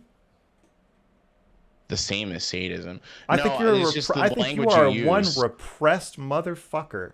Wait, what? That's just the language you use because you said I don't want to declaw my message, which suggests your message has claws, right? And if you're the one, right, and like if you're the one putting the work out there, well, no, I'm suggesting. I think it's immoral to declaw a cat. That's the analogy I'm making. I don't think you should declaw your cats because they have claws and they're meant to have claws. Right, and people declaw their cat to take away their ability to hurt them. Yeah, but that's different from like the cats. Which you should never declaw your cat, by the way, audience. Don't declaw cats, please. Right. So we're in. But the metaphor for your music makes it seem like your music has like an ability to be weaponized in your eyes. I think that it's fucked up of you to think that if you have something to say that might hurt somebody, that's the same as saying it to hurt them. I think you're a very repressed young man. I don't know that I would say that that's what I'm saying. If that's the read, I'm not going to push back on the read. That is exactly what you're fucking saying. Well, what I'm trying to say is the metaphor, what I think I'm trying to say, but you may think I'm saying something else, is that the metaphor of declawing suggests that it has the ability to claw. Okay, well, see, I see now. Yes, but the ability to say if I'm angry at Shaylin and I say I'm angry at you because you, what's something I get angry at her for? You saw that I was on my phone and doing something, and then you walked into the room talking about yourself as if I'm supposed to already be listening to you, with no feel or respect for what is going on in the room before you walk into it. That has the potential to hurt her. That could make her feel unwelcome or unloved or uncared about. But it's also how I feel. And so I say it knowing it's going to hurt her. That's not the same. Okay, but And declawing it, to declaw it would be for me to say, hey, babe, it's yeah, okay for today, but I just right. wanted to let you know that sometimes it feels a little bit confusing to me when I'm focusing on one thing because I like have my ADD brain, like I I can't love. focus on everything. So sometimes it's a little confusing when you walk in, and like if you could possibly find it in your shriveled little heart to have the fucking courtesy to tell me that you need to talk to me before you start fucking talking, that would be great. Like I don't want to do that. I don't think, I and I love the don't way think you that makes me. you communicate that though, because it's like the emotional tone that you took there of like being this kind of like nervous person. I don't think that's how it always manifests, right? You could be in I'm there and be sure like, you're very good at convincing people that you are not angry at them when you are, and I believe that that is the form of declawing I'm talking about. And I don't think that leaving by tone of saying like, "Hey, can you not fucking walk into the room talking like while I'm doing yeah. something?" Just because I know that's going to hurt her doesn't mean I'm trying to hurt her. Now I know that So, I oh want to yeah. give a little more context to what I Well, can I ask said. something really quick? It's a little separate, but so it feels like you think that my lie to myself is that I'm okay compromising my message. You think that that is a lie that I'm telling myself, It's that it doesn't hurt you. and you think that that's a lie I'm convincing myself of. I think you are, for reasons of familial and childhood survival, numbed yourself to that pain, which I think is also the same pain of acting less black in situations where that is advantageous, which I think you are also numb to, given you saying, like, well, it just doesn't bother me. I think you are good at coping with that pain, but I think you could loosen up a little. And So I don't think you have to stuff yourself down as much as you may have been throughout your life. So, but like, what if I don't feel like I'm lying though? Like, is there anything that that you could hear from me that says that I'm not lying, or is that just like a permanently held feeling now? My sense in the last, when we first met, and the reason we're even Yeah. having this conversation, is that you want me to be a sadistic fraud because it would resolve your cognitive dissonance at the part of you that sees what I'm doing and is jealous because you want that part of you that wants to blurt out that you're dehumanizing the Boston Marathon bomber, you fucking hypocrites. That part of you, I think, wants to come back out. And I think seeing me, I'm actively inviting that part of you to come back out. I would love for to meet him and see him and watch his streams. And I think that you want to nicely reconcile, no, that's my desire to hurt people, and that's not right, and I shouldn't do that. And I don't agree. I feel like you've been taught throughout your life that to be yourself, if you know it's going to hurt people, is the same as being Mm. sadistic or being hurtful, and I don't think that's true. So I want you wait, to be if yourself.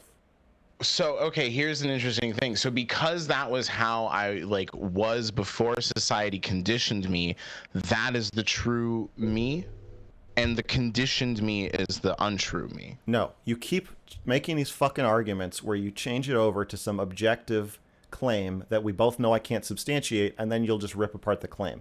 I'm not saying it's the You're right. true Actually, you. that's a good summation. My bad. That Okay. is true. I, but again, I think you're doing that. I understand why, or I think I understand why you're doing it, and I empathize with it.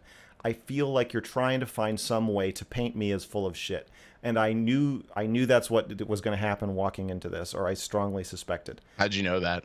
because I see myself in you. Got the spidey senses. Yeah, You see yourself in me. What do you? So it's that tendency to want to say what you want to say that you've seen in my and in. the tendency to want to smother yourself so you won't, so people will like you.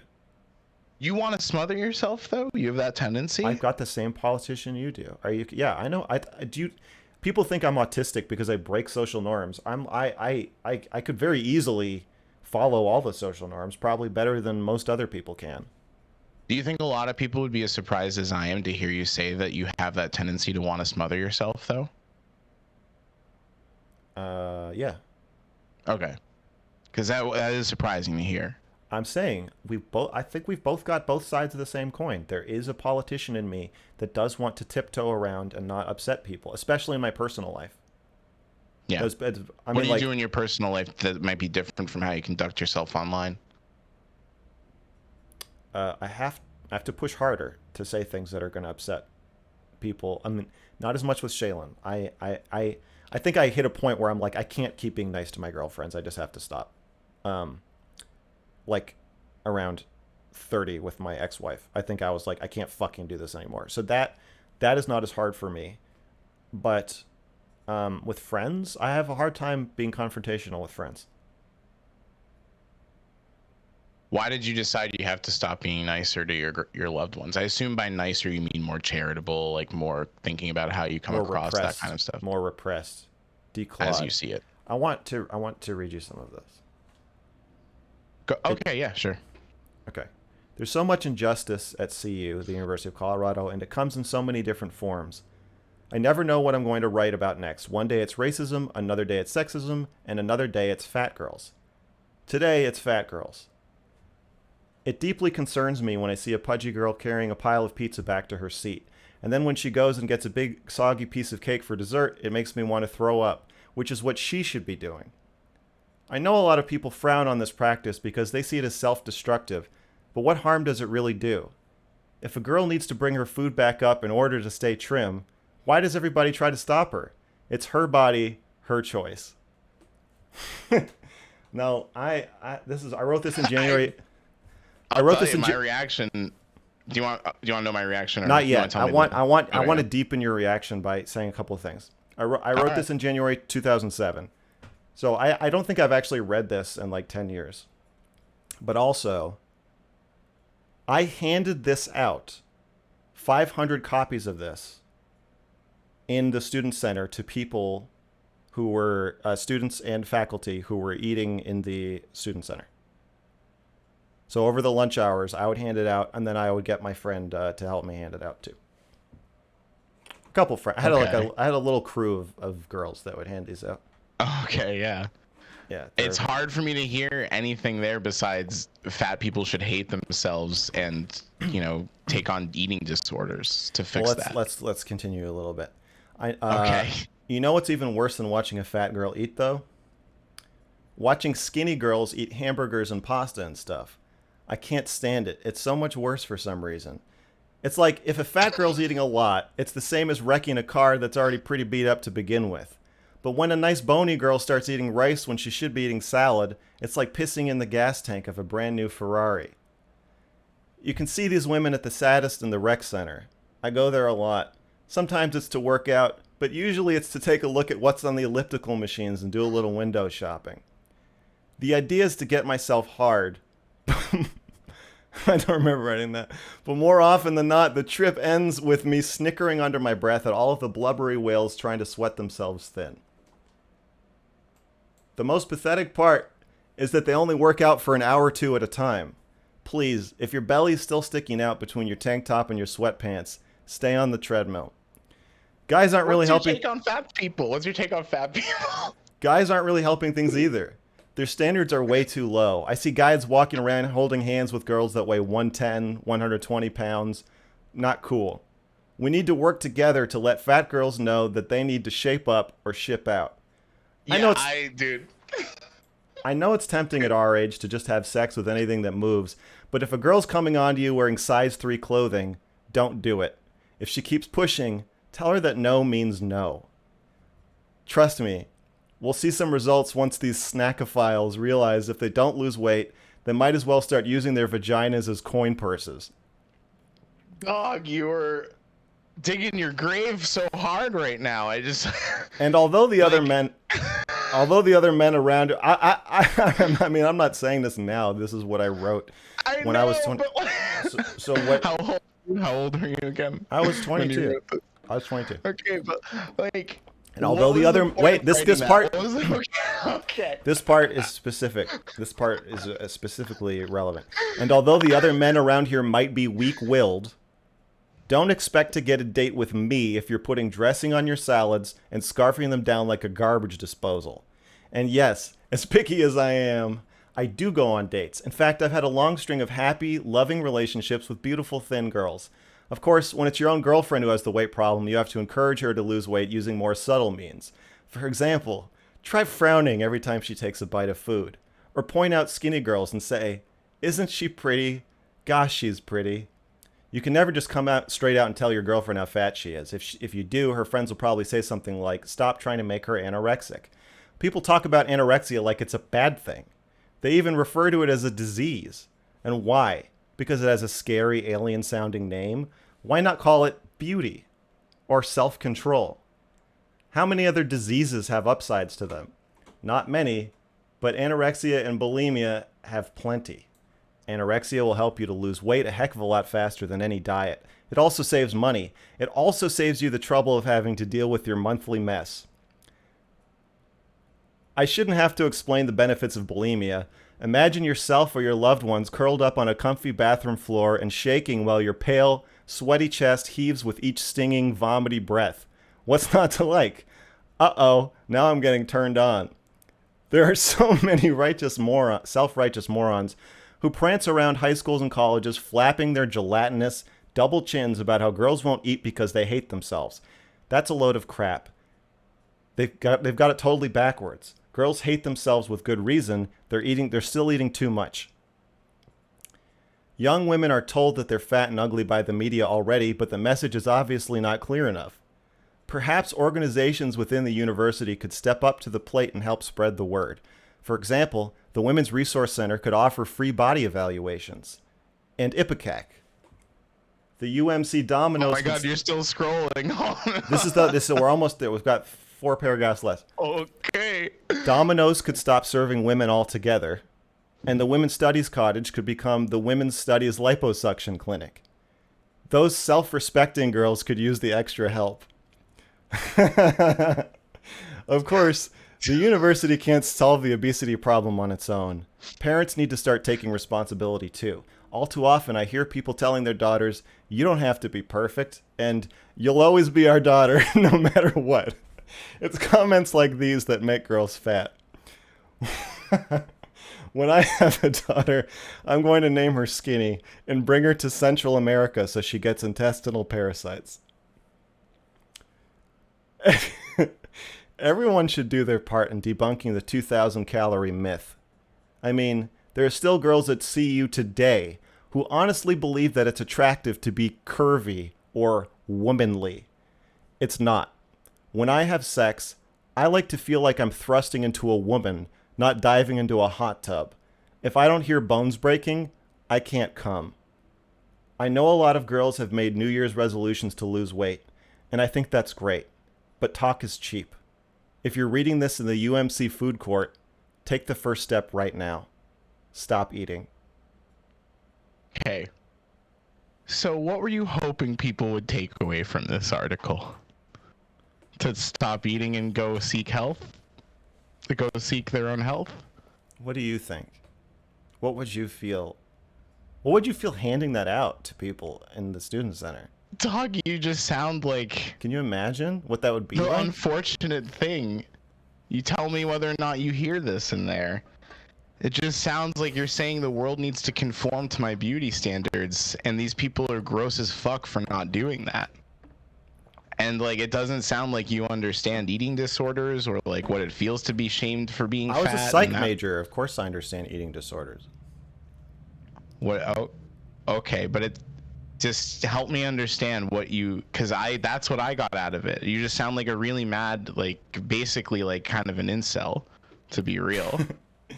Is that what you think of me? No, in that article you do, and I genuinely feel differently about you. I'm a little taken aback because this, Would you like to read another? No, I want you to help me understand what you were getting at with this one, because I don't see any other intention besides to hurt people through it. I know. I can't read. That's I can't that's hear why it in I'm another here. way. That's why I wanted to talk to you, because I'm worried about you. Well, tell me, please, then, what you wanted to do besides hurt people there. You're blinded by guilt. Then help me understand, please. Tell me what you wanted to do there besides hurt people. You're blinded I literally by shame. can't see it. If I said some shit like that, it would sound like I really wanted to make people feel upset. Yeah, I think so. Mm. What do you think you were going for? Help me see a different perspective, you know? I was going for body positivity. Do you think someone would feel positive about their body after reading this and like Well, feel okay about who they are? it depends on the person. On what spectrum do you think they would have to be fat and like their experience? What percentage do you think like got that read that it was like encouraging them to feel positive? I don't know. It doesn't matter. That one's really tough, man. Hey, Max, by the way, my name is Julian, so we can be more personal because I wanted to say that one's tough, Max. Like Yeah, that one really is fucking tough, dude, for real. Yeah. Like I don't see anyone there. I don't see anything in there besides saying like I want to fuck pretty girls. All these fat girls are getting in the way. Okay, what's the chat saying? Let's see what they think. That's a good question. Well, I mean, I know what my chat's gonna be saying, but chat now he's gonna read, so you get a chance to voice your opinion. That one is really tough for me though, for real. And I know. I can feel like, it's a visceral nausea or something that I can feel from you. It's not even a nausea. I'm just surprised that you feel that way, I guess, if that's how you feel. It's a Checking chat via phone is a pretty normie and boomer thing to do. Wow. I told you I was old. All right, he's reading you guys, so send all your messages.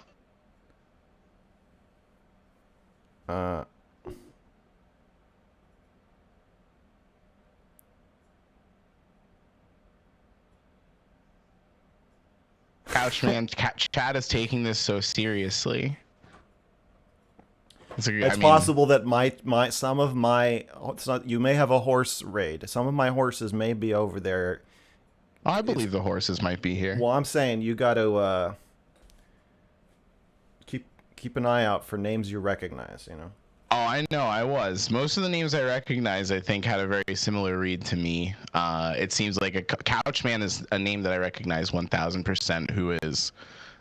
He said the other day, or they said, I don't know your pronouns or gendered, Couchman, but they said the other day that you don't know I'm one of their top 3 streamers. Pronouns? If your name's Couchman, come on. I guess you're right.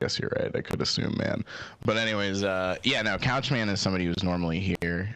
So I think like there's a fair mix, but yeah, that one was tough because I want to believe that you don't want to claw people or like, you know, like be aggressive or like hurt. Like you say your goal isn't to hurt people, it's to say how you feel, but that sounded like you wanted to hurt people with how you feel.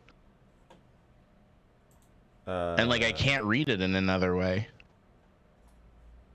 Your vision is clouded. You're blinded by shame. I wonder.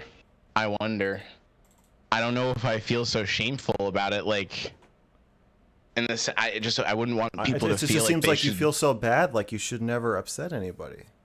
It's not that I don't want to upset anybody. It's that I don't want people to feel like they should like vomit and get like eating disorders to like appease my own beauty standards.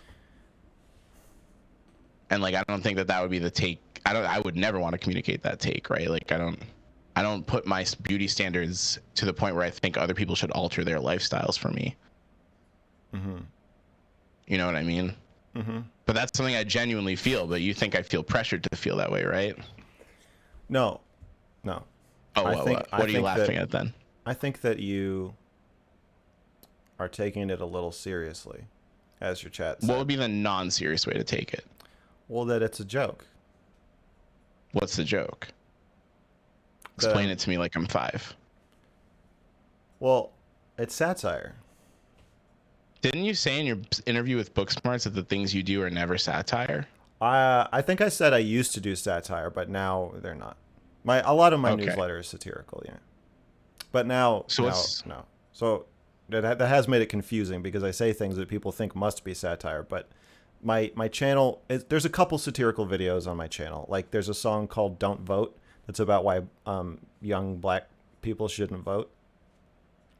Okay. What about "I'm a pedophile"? That's satire. Oh yeah, that's satire too.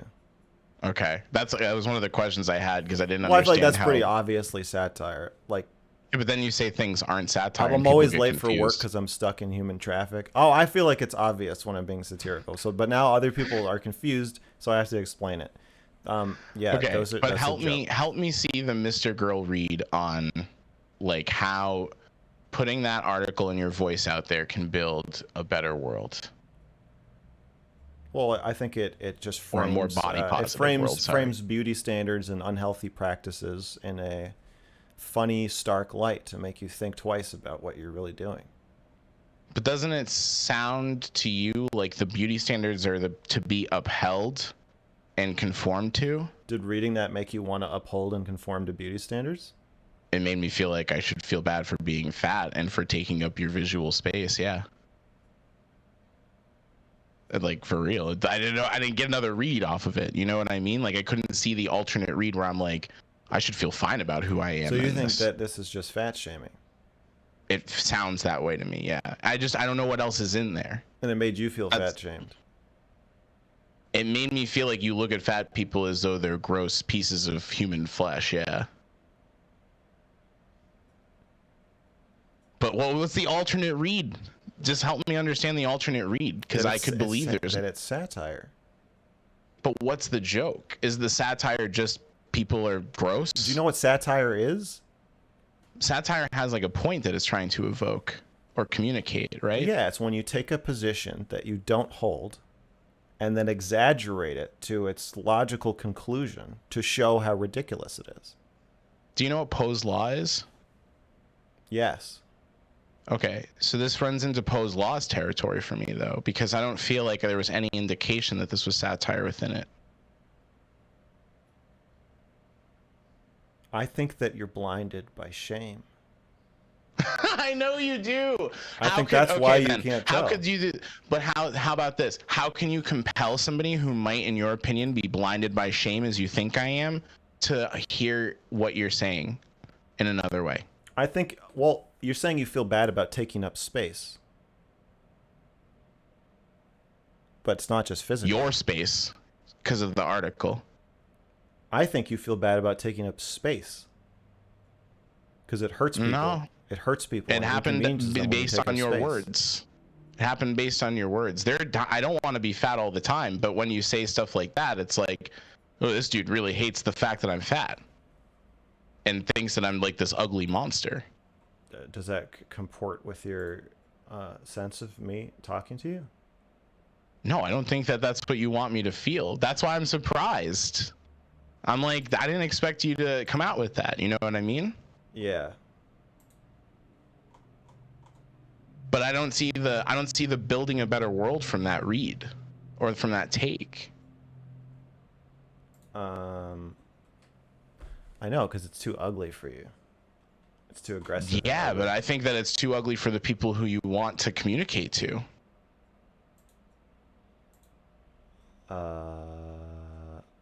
You think that will just make people eat less on the whole?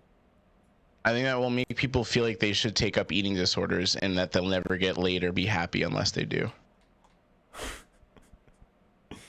Which is something that the reason I say that too is it's not because you're that's not an isolated take. That's not a take that was like, for me, coming out of like just its own incubation. Like I live in a society where people feel that way.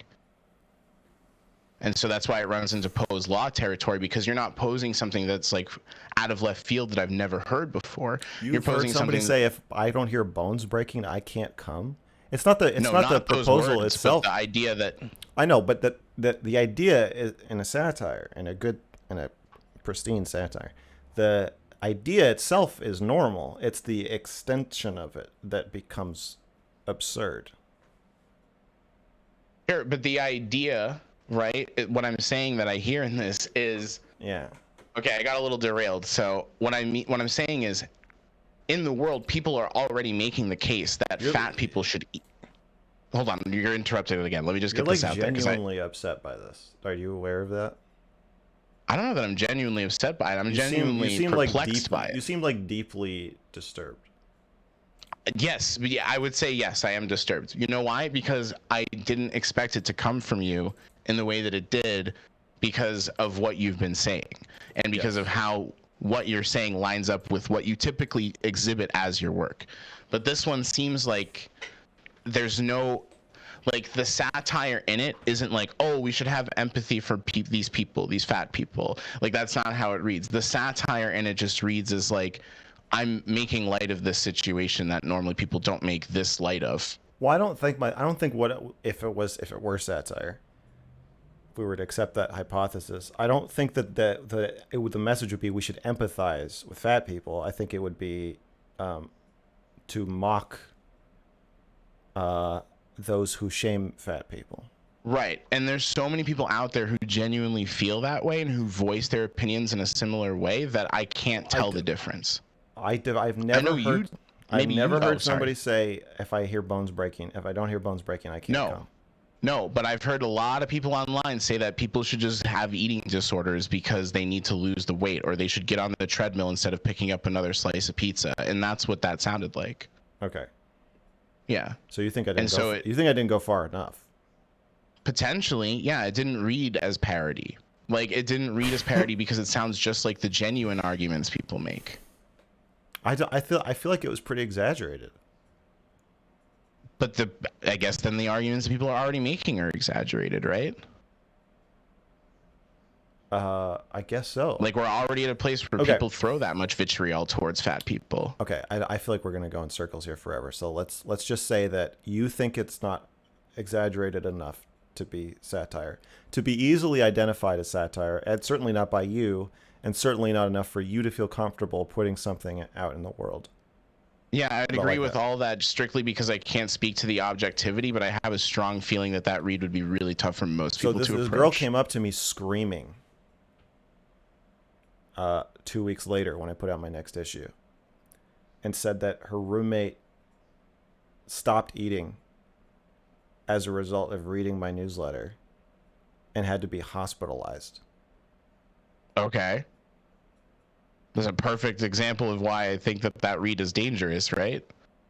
You hospitalize somebody and they're telling you that. I don't think I hospitalized them, but I hear what you're saying. Well, sure. Yeah, I certainly felt bad. I had to live with the idea that I, on some level, did, or that I at least was a catalyst for it. Yeah. Yeah, and normally when we're having these like platforming conversations or whatever, we're talking about speculative harm. If somebody's coming up to you and saying like, dude, this person did this after that, like, and I'm hearing that too, and you're getting this extreme reaction for people, like, I don't think that it's just like someone who can't handle the take. I think that it's like you communicating the message. I think that what's the difference? Like on one hand, it's so. Can I give am I responsible? Actually? Am I responsible for yes how people take my message? Yes, because when you choose what you say, can I explain really quick how I say it? When you choose an interview. Yeah, go ahead. Go for it then. All right. Yeah. Okay. So when you choose what you want to say, you're selecting from the infinitude of meaning. And you're figuring out what the best way to say this message is. You are responsible for the choices that you make if everybody hears you incorrectly. I'm responsible for the choices that I make. I don't think I'm responsible for the choices that people hearing me make. No, but you're responsible for how they hear your words, right? I don't think so. If I think black people need better help in their environments to like get up to like a more like equal opportunity lifestyle. I just said that this newsletter potentially resulted in someone going to the hospital. You're not going to be able to take a black people thing and corner me with it. I don't agree with you. I think that whatever happens as a result of what you say is separate from what you said.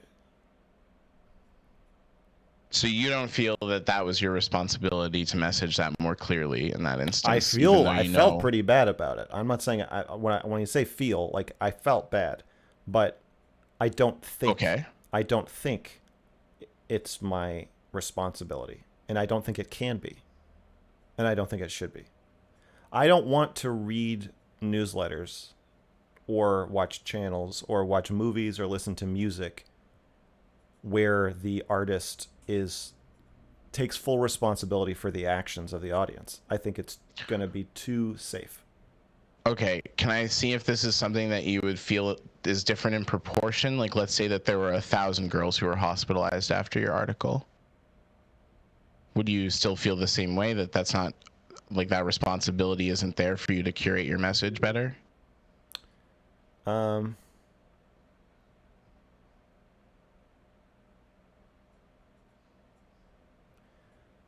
if 1,000 girls ended up in the hospital, I don't know. I think it's very hard for me to imagine 1,000 girls being in the hospital and then me feeling like there wasn't already something seriously, seriously wrong. They I'm all trying. I'm said trying to. I'm your trying to thing think was of the Trump. tipping point, I'm right? trying to think of January 6th. Okay, that's a great one. Yeah, sure. Right. So like, I feel that Trump was responsible for January 6th. Boom. Then you agree with me, right? In a way. No, no, motherfucker. I'm. Let's just I let's. thought it would be easy. This Okay, is I not thought it a. would be This easy. is if you look. Don't say boom. Let's walk through it together. All right, go for it. If I were the president of the college, I wouldn't have written this newsletter. I was a student. Okay. If I worked at the college, I wouldn't have written this newsletter. What if you're in charge of the college right now? As you with your reputation right now.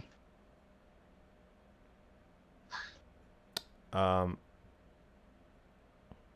unless there's some huge social shift in how people understand these things, I don't. I think that writing this precludes me from being able to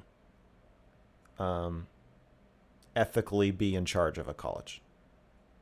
Sure, but let's just say you were put in charge of one. Would you feel that you Okay. need to then compromise? Like, I don't think you can be the kind of art I'm talking about, or the kind of artist I'm talking about. I don't think you can ethically do that and be the president of a college or the president of a country. So okay. I think if your job is to tell people what to do and set the tone for the country, then you shouldn't encourage people to storm the Capitol. So depending on the position that you play, you have more or less responsibility to think about your messaging Yeah, and and the I impacts of think it. if I made a song about storming the Capitol, and then people did it, unless I'm performing the song to like a crowd of angry people right outside the Capitol, I mean, yeah, I agree with you. At some point, you do start to bear responsibility, but I think that Yeah. generally, I think we should err on the side of artists should create, and we'll handle the rest. Well, this is, yeah, because when you say that everyone of a certain position has to, like, of people of a certain position need to consider their messaging, is it the position they hold or how they use their position? And if you're an artist or a writer who's in a position where your work is getting disseminated to thousands of people who go to this school, Mm-hmm. and Well, this they're is going what to read your message. I mean. This is what I was saying The, about Trump. Is that Trump is a funny, occasionally insightful political commentator, and he was the president. And I don't think he should have done both at the same time. I think his goals as a political commentator, wanting to get reactions and be provocative and own people and make people feel bad and stupid or whatever, the fighting he would do, I think that is not a good thing for somebody who is the president should to do. I don't think you can do both ethically. okay, but you think because of the position that you were in at the school that you made a fine choice, even though people might have been harmed by what you said? I don't agree with the framing that people were Okay, harmed by what I said. I guess what framing would you agree with there? What would need to change for you to agree to that? that it was extremely triggering. Okay. Does that not bear some responsibility? Well, I don't think I don't. No, not really. I think that's why I wrote it. Like I could tell everybody fucking hated themselves, and hated their bodies, and that everybody hated the women and hated their bodies. So I wrote How do it. you know that everyone hated them though, or hated Okay. That's themselves? what I thought. That is what I thought. I sensed a lot of self-hatred, harsh beauty standards, eating Okay. disorders. I had friends with eating disorders. Uh, it just seemed like a very widespread problem at the school at this time. I'm sure it still is. Okay. I think the hard thing for me here is just I don't, even if I know this about you and I trust this about you, that like you're just somebody who's being honest. I don't know that that form of being honest leads to better outcomes in the world than curating our message. The honesty is it's not. No, it doesn't. I'm not saying it Okay. does. All right. Sure. Okay then. Then you just don't care too much. It's just about being honest, right? That's what we've been talking about. I'm saying that you're not. It I sounded don't. like you I'm not a cared that she fucking was doctor. I'm not hospitalized, taking the though. Hippocratic oath here. I'm an artist. I'm saying if you're gonna be an artist, then um, when you provoke or you talk about something really sensitive, you will hurt people. Okay, but you seem to care that they were hurt. I do. Of course I do. But that doesn't mean that you'll worry about your messaging. I wouldn't. No. Why not? Well, I think it could affect my messaging in the sense that, like, I'll say this: if 1,000 girls were in the hospital, I probably wouldn't want to write the same thing the next way. When I say honesty, I'm not saying this is the most honest thing. I don't even mean anything I'm saying in it. It's not. I'm not saying honest in that sense. I'm saying I'm saying like true to myself. I wrote it. I thought it was funny. I thought it was smart, and I wanted to put it out there. And then, so the honesty there is just doing it. The dishonest thing would be to say, okay, I think this is going too far, or this needs to be goofier so people know it's a joke. That's Is what being honest the best thing to be? Always. What? you're going in circles. Yeah, I guess maybe. How do you see it? I think this has derailed our interview, and that you Oh, are. because now I'm back on debate lord mode? I think you are irrevocably disturbed by this piece I've just read to you.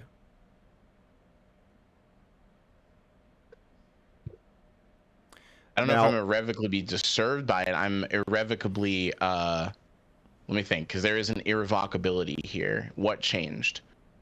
What changed was you hate me. me thinking that you're, no, it's me thinking that you are even able to be aware of the kind of harm that you could cause, I guess. Or like caring about that in any sense. You're measuring caring by how much I'm willing to hold in. Yeah, I suppose so. I would suppose so. But that's our disagreement. Right, I know that. It's Okay. hard for me to reconcile the two. That like you could That I care could care while about still having people. those outcomes out I there. wrote it because I care. That's why I wrote it in the first place. Okay. But you know what I mean by okay. And I then I don't was a mean that personal like you trainer have for a like okay. like six. There I feel like you're dishonestly interpreting me a little bit, right? You know when I say care, I mean care about the outcome of what happens, care about what it leads to. I've probably spent more time talking to women about their body image issues than anybody else I know. As a personal trainer, I probably had like 80 female clients. What is that supposed to mean though? Um, Someone can't feel that when they read your article. no, you weren't talking about what somebody feels. Look, are you stun locked? Maybe. Yeah. Do I we won't need to, deny it. This is do you want hard to, for me to move on from I, this one. I know, I know. I'm not trying to get you to move on, but I feel like I've outlined the dilemma is the same as it was when we started. Yeah, the ultimate problem for How me much with like responsibility do you bear for how things are received right versus the your ultimate responsibility to yourself to put things out there as and to be true to yourself? there's two problems that I have with the way that I'm hearing you right now. And the first problem is that it sounds like it's more important for people to be empathetic towards you than it is for you to be empathetic towards them. You are once again defining empathy by how much you are willing to stuff a sock in your own mouth to stop other people from getting upset. And what I am suggesting to you is that you can be empathetic towards people and still make them very, very upset. How do you show that then? How do they know you're empathetic if you do that? They don't need to know that I'm empathetic. What? Okay, well, I think it matters if they know, because otherwise they won't be able to like feel like you give a shit, right? I don't need them to feel like I give a shit. Should they just like trust you do, despite not giving an indicator? I would like them to trust me. Yes. Don't people need evidence in order to trust people, though? You do. I do. I think a lot of people do, though. They don't I know think, you. but my stuff is very hard for untrusting people. Yeah. To get on board Is with. it untrusting people, or is it people who read your takes in a specific way? Either way, however you want to frame it. I think But I overly think those are trusting two different people. kinds of things. I think overly trusting people who are like, well, I'm guessing that he probably doesn't hate women and he probably doesn't hate fat people, so I'm going to read it through that lens. I think that overly trusting people are more likely to kind of get what I'm doing, and less trusting people are likely to not get what I'm doing. And I will say that, that in the system of the school, I felt like this kind of piercing I felt like everybody was so complacent and everybody was just going along with everything. And I just wanted to shake them up, make them think about what the fuck they're doing. Now with YouTube, I'm different. I do things to shake people up, but generally, I'm more sincere and more vulnerable. I wasn't very in touch with my feelings at this time. I wasn't very vulnerable, and I think I was much more likely to make some biting social commentary in the form of satire for sure than I would do now. Okay. My artistic inclinations have But you don't feel softened compromised in that? No, I'm not saying being mean is honest. I'm saying that that's just how I feel. Okay. I'm not as mean as I used to be. Even my YouTube channel used to be more mean. I used to make like attack videos, like criticizing people, and I wish I hadn't. I think I'm having a tough time because the way people typically synthesize like a desire to have empathy is very different from how you seem to be describing it, and or how you feel about empathy. And like you the are reason conflating having empathy with displaying empathy. that's what I'm saying. So like the thing is, like, if no one can detect that you have the empathy, is it even a thing that you can say that is it even something we can say you hold in the first place? Wait, say that again? If we can't detect the empathy in any meaningful way, then is it something we could say you even hold in the first place? Yeah, sure. But we need to kind of know that to say it, right? Otherwise, we're just like blind faith, like, all right, Yes, he's like a good dude. Trust. Trust is when you believe it without it being proved to you. That's trust. Well, you're an atheist, so why aren't you Christian? Like, you could just have faith without having proof. Aren't you atheist because you don't have the proof? No, I'm atheist because I think it's obviously not fucking true. Right. I don't think that you think that about my empathy. So like what I said to Destiny, that time I said that my Christmas present to you is that I'm not going to get caught abusing children. I asked him to trust me. I said, you're somewhat attaching your image to mine in some semi-tangible way, and I'm not going to fuck you over.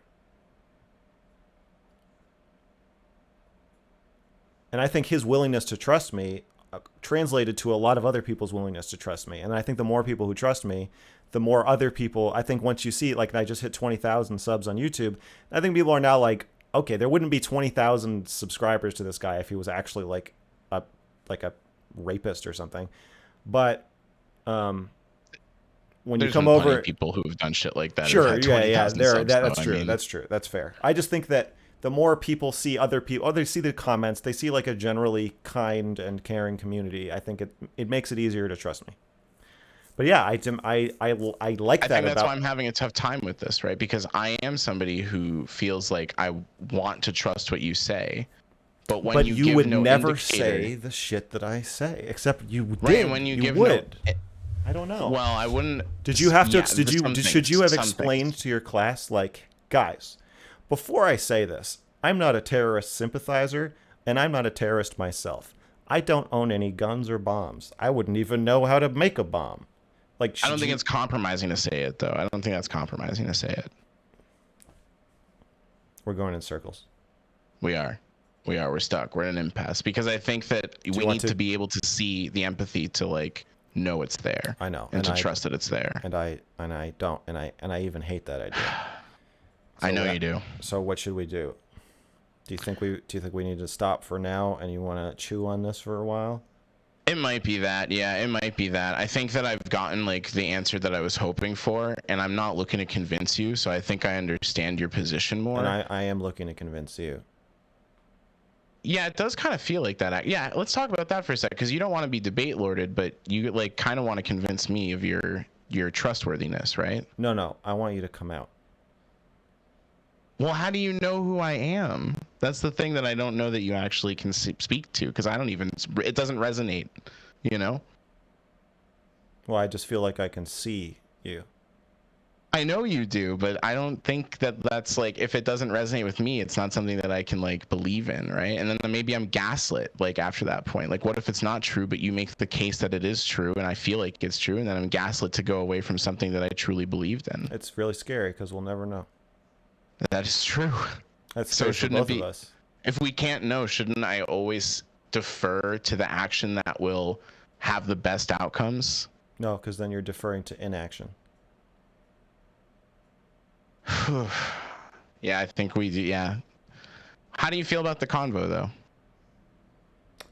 I'll let you know on Twitter in about 20 minutes. No, I feel good about the conversation. I feel like I'm still learning how to do this. Okay. Yeah, I mean, me too. Obviously, I'm new to this shit. Well, I've been doing it for 2 years, but I haven't had eyes on me until now. I don't. Yeah, just so you know, I don't think that you have something that you're hiding.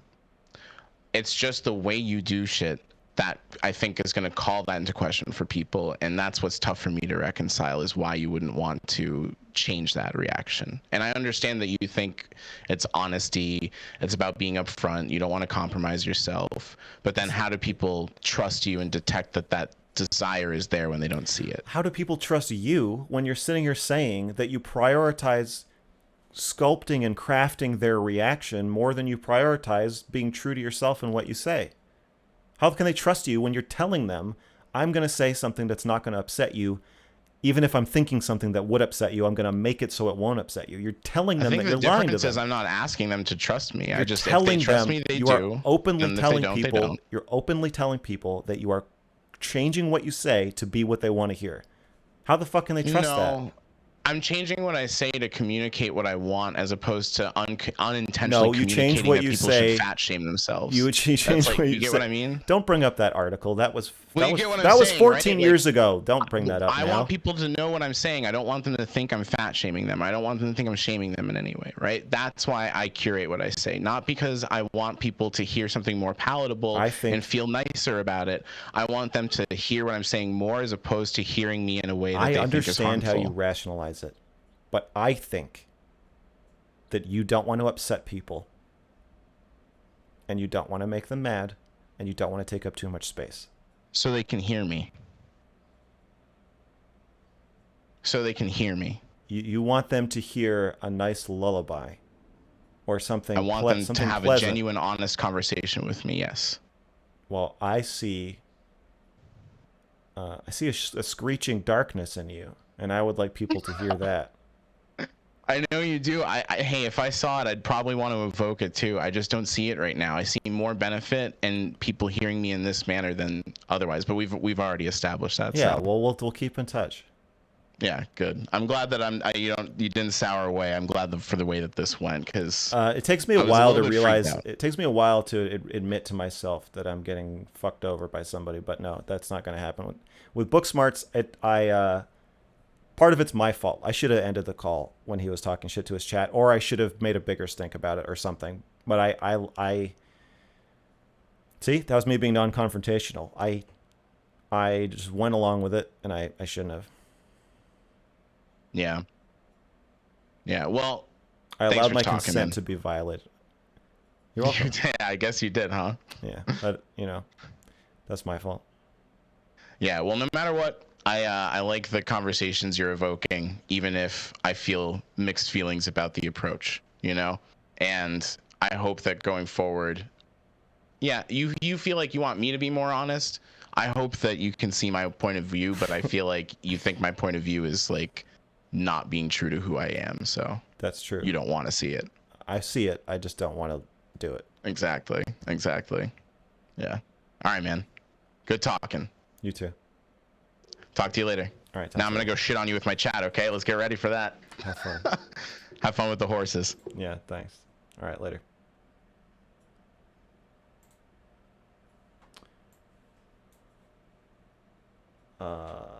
Okay.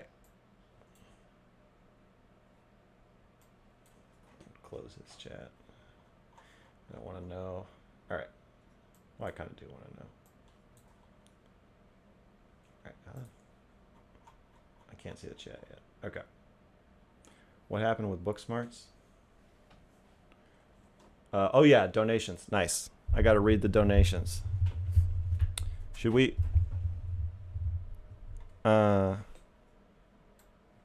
I'm on a horse. What the fuck, man? I will feel upset and we'll go to the hospital. Don't do that.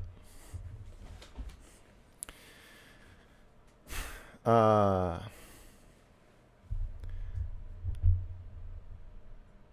handled it very well. Oh, I thank you.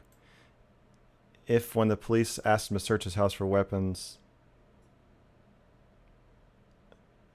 if they had not implied the threat of me staying in the cell overnight, if you refused, would I have let them search your house? Yeah, probably. The part of me was like, they don't have the right to search my house, but like I was like, well, if they're gonna let me go, then I was like, they're probably gonna get a warrant anyway, so whatever, I might as well. But then they were like, when they said I had to stay the night in jail if I didn't let them search my house, it made me feel like, one, maybe you're not gonna get a warrant because you said that, and two, just fuck you, just go fuck yourself. I just knew what the right answer was.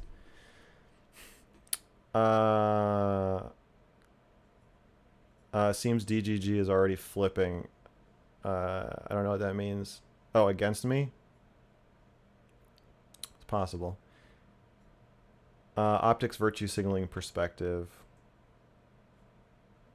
Yeah, it's not just that. It's also an efficiency perspective about wanting to make sure that you get your message across the way you got it across. I think it's I think that's a little uncharitable. I think it's like prioritizing how you're heard. Like, it just reminds me of couples therapy when they're like, hey, when you make sure that you say this in a way that the other person can hear it. Isn't that just kind of dishonest? I only changed my answer not because I genuinely didn't want them to search my house, but because I was pushing against an expectation. Okay, when I'm talking about honesty, I'm not talking about making the most true like choice all the times. I'm just saying like it's more about self-censorship. Maybe that's a better word of like I just didn't want to be pushed around. And that is some of the same feeling of why I don't want to censor myself, as I don't want people to push me around, and I don't want them to push each other around. And it's like, that's what I'm trying to push back against. Not that I would be lying. I think either way, I could have made whatever choice I wanted.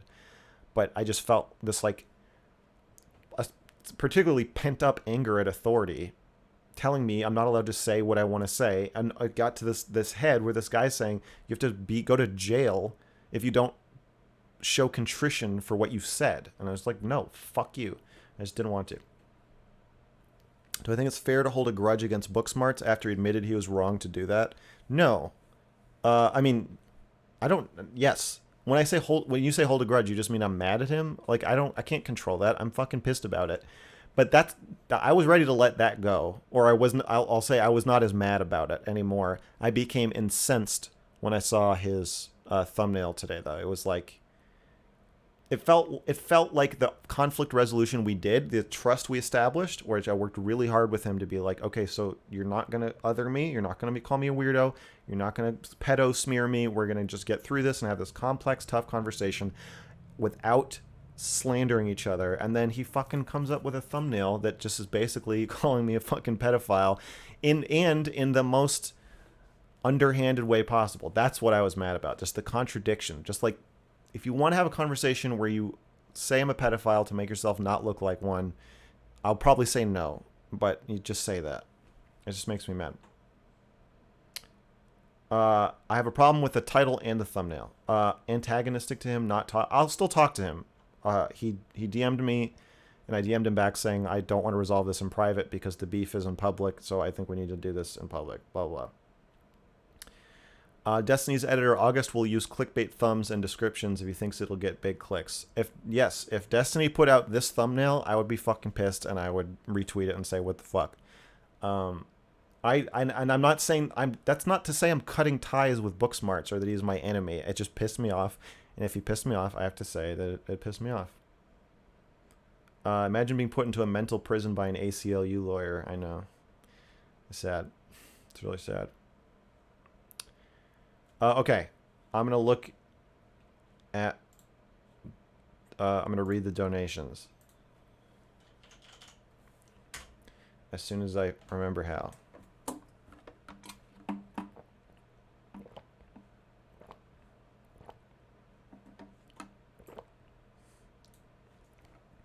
Wait, how do I...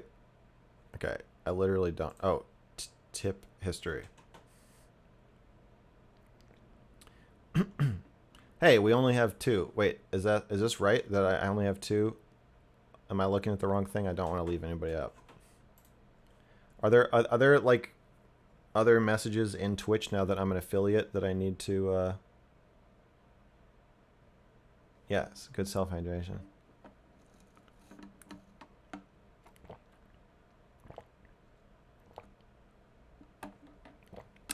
My job, I just had some like no, I don't want to say what it is cuz it'll make it easier for I don't want them to get any harassment. They're good people. Okay, just donation messages. Okay, the donations just Streamlabs. Okay.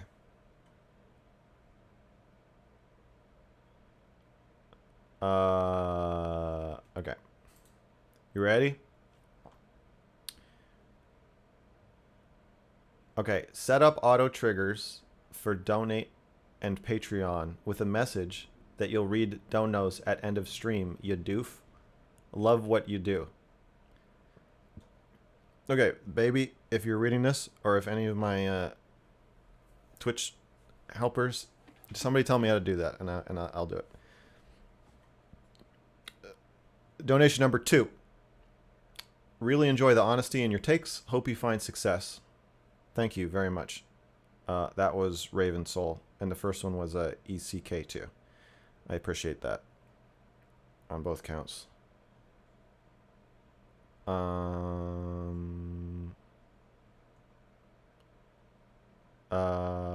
Somebody last time I didn't read. I think this was after the end of the stream.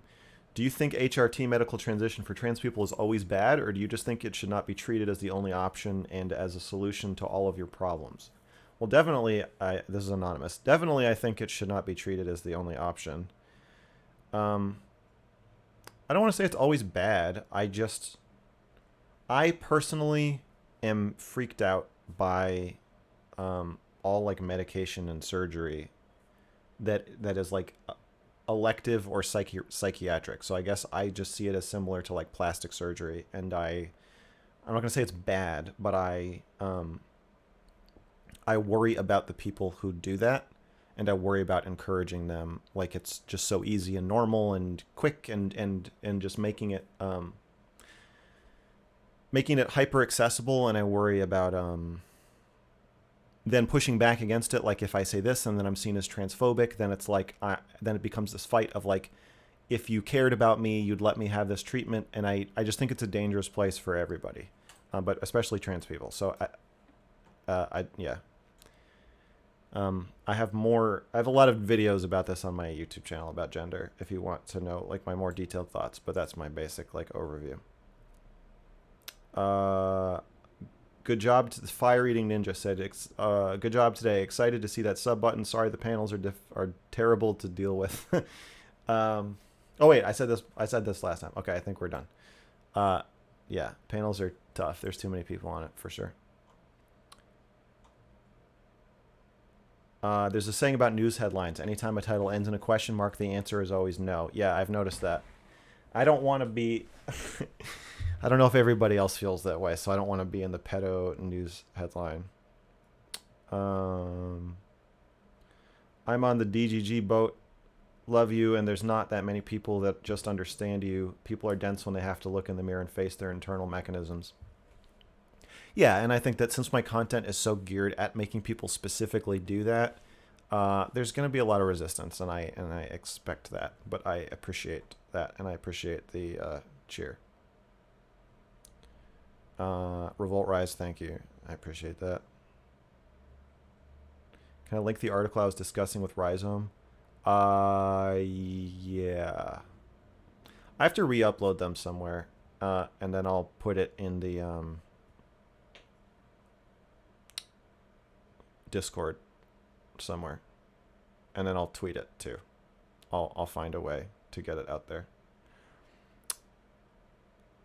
I had a similar reaction to Rhizome as to Fat Girl's piece, but the breaking bones to come line is what broke me out of that feeling, but just barely. I think Max might have tried hitting on the absurdity of that particular line a little more. Maybe I'm wrong, but I interpreted the real issue is as even as crazy as that sentence doesn't make people realize it's truly satire. To the point a girl gets hospitalized points towards internalized, socialized issues around the subject. Yeah, I mean, I certainly didn't want anybody to get hospitalized or and never do as a result of anything I've done. Um, it's like it's like it was worse than I thought. I think that's what I discovered. I don't know. A lot of people thought it was funny too, and I got positive reactions. So I don't know, but a Wicked Supreme. Uh-oh. What did he say? I think there's some irony in how you're holding Booksmarts accountable based on your interpretation of his thumbnail title after the convo I just had. No, there is no irony in that. I'm not telling people you shouldn't be provoked or upset. I didn't say to that girl like, "Oh, it's your fault that you went to the hospital." I'm saying like you have a right to be angry with me. If you feel betrayed by me or you feel like I'm talking about shit I shouldn't be talking about or I freaked you out or whatever, I respect your response. I'm not never trying to make fun of people who are provoked by my stuff. Like um it's provocative. So I think you're making a false equivalence. I'm not saying that you have to think what I think about what I said. I'm saying I'm prioritizing expressing myself over prioritizing controlling how it's received. And I'm not saying that Booksmarts should have prioritized how I'm going to receive it. He can do whatever he wants. I'm just saying I don't fucking like it, and it feels underhanded and dishonest, contradictory, in the same way it was contradictory when he was talking shit in the chat and smiling to my face. I don't like that shit. If you're going to tweet out, is Mr. Girl a pedophile? No, attracted to children? I don't know. Then fucking say that to my face. Tell me, like, if you honestly think that in that conversation with Booksmarts, that what I'm trying to do is normalize being attracted to children or encourage it, or that I'm rationalizing my own attraction by saying all this shit and really I'm just a pedophile, I think you have a moral obligation to point that out and to say to me, hey, look, I know you think you're this smart like guy who's saying all this stuff and has all these cool takes. I think you're a danger to children. And I feel obligated and duty bound to tell you that and to tell your community that and to tell you and to tell everybody, I think that you are a pedophile. And people should know that about you if they're going to engage with you. Like, he could have just said that. But I don't think he thinks that, which is why the thumbnail pisses me off. Because I don't think he thinks that. I think he's just letting people fill in the blanks that he thinks that because it makes for a better fucking thumbnail. Am I worried about antipsychotics? No. And if you're making a comparison that like people are going to snap or freak out if they don't get hormones or surgery or plastic surgery or whatever you're comparing it to, then I see why that I see what you're saying. And yeah, I mean, like, I would rather see somebody on HRT than snapping or having some kind of psychotic break, for sure. I agree with that. When is next stream? Tomorrow. I'm going on Stardust's panel tomorrow. I'm going to make a calendar somehow. Maybe in the Discord. Or I guess I can update it on Twitch too. I'll just do both. Tomorrow at 9 p.m. EST, I'm going on the Stardust panel. I don't remember what it's called. Stardust, if you're here, tell everybody what it's called. I love how genuine and honest you are, my guy. Thank you. I appreciate that.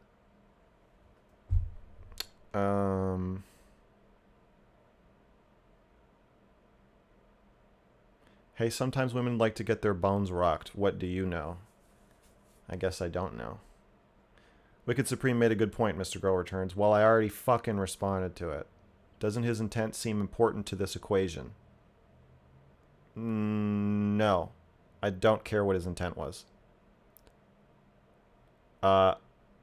It made me angry. The equation is, you're getting too like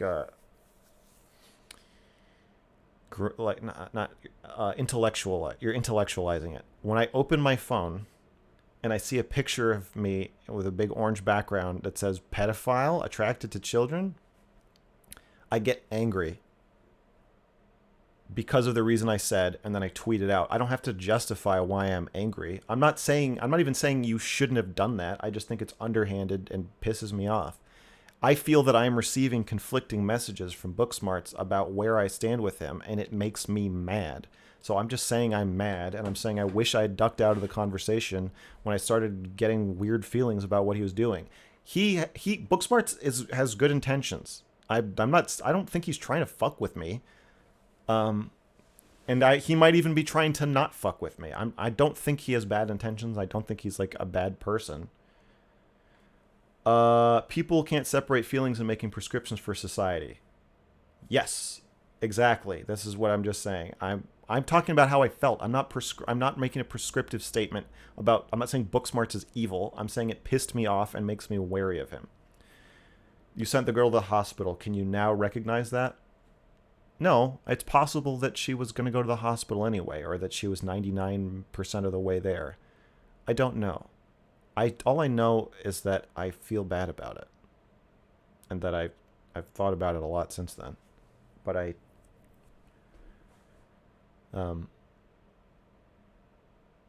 it just conflicts with my view of like what an artist does or is responsible for, or a writer or whatever I was or am.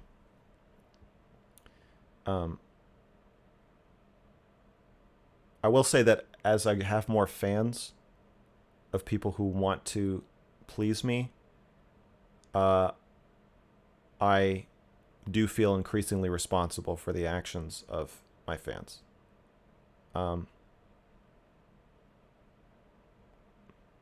But that's at odds with my artistic inclinations. And I'm in a piece.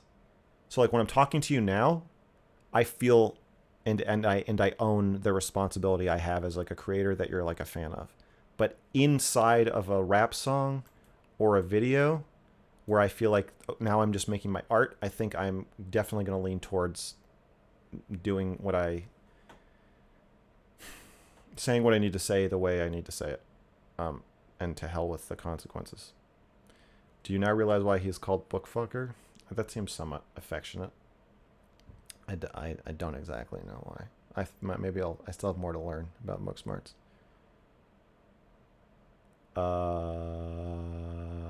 How did I interpret the Chud Logic thumbnail?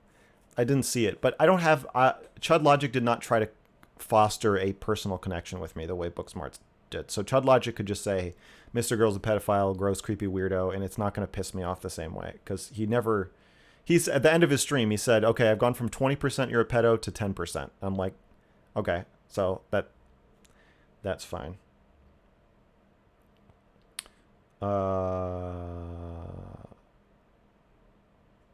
Destiny uses a Google Calendar and has a command for his bot. Okay, good idea. Don't Destiny's YouTube thumbnails and titles on your conversations do the same thing? No, I never felt thrown under the bus. I felt like it was more like making jokes about how I am out saying something outrageous in the background, and Destiny's like, "What the fuck is this guy saying?" Like, what? And that's not even that dishonest. No, I don't feel like that. Uh, she's restreaming. She's restreaming. She's always watching. Stay live and farm more subs. I am not going to stay live that much longer. So no. No, I will not.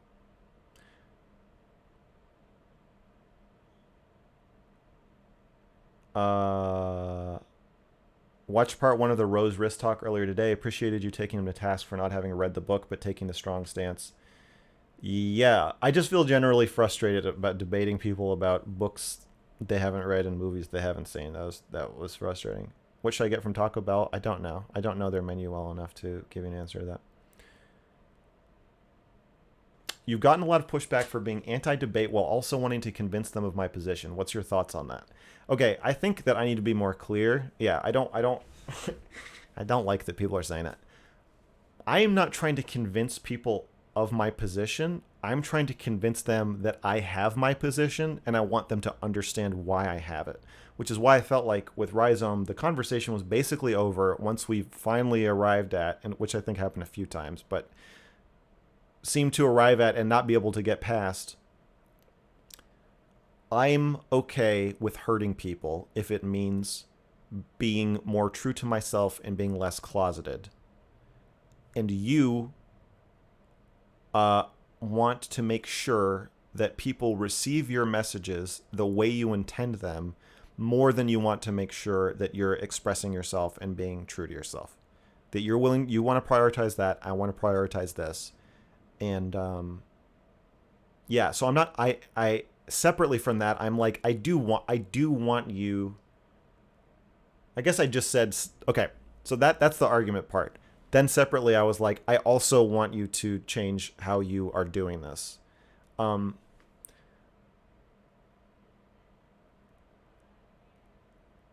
That's true. I did say that. That feels different to me from saying like I want you to think about gender the way I do, or I want you to think about whatever, pedophilia. So I guess I'll say with those topics, I want people to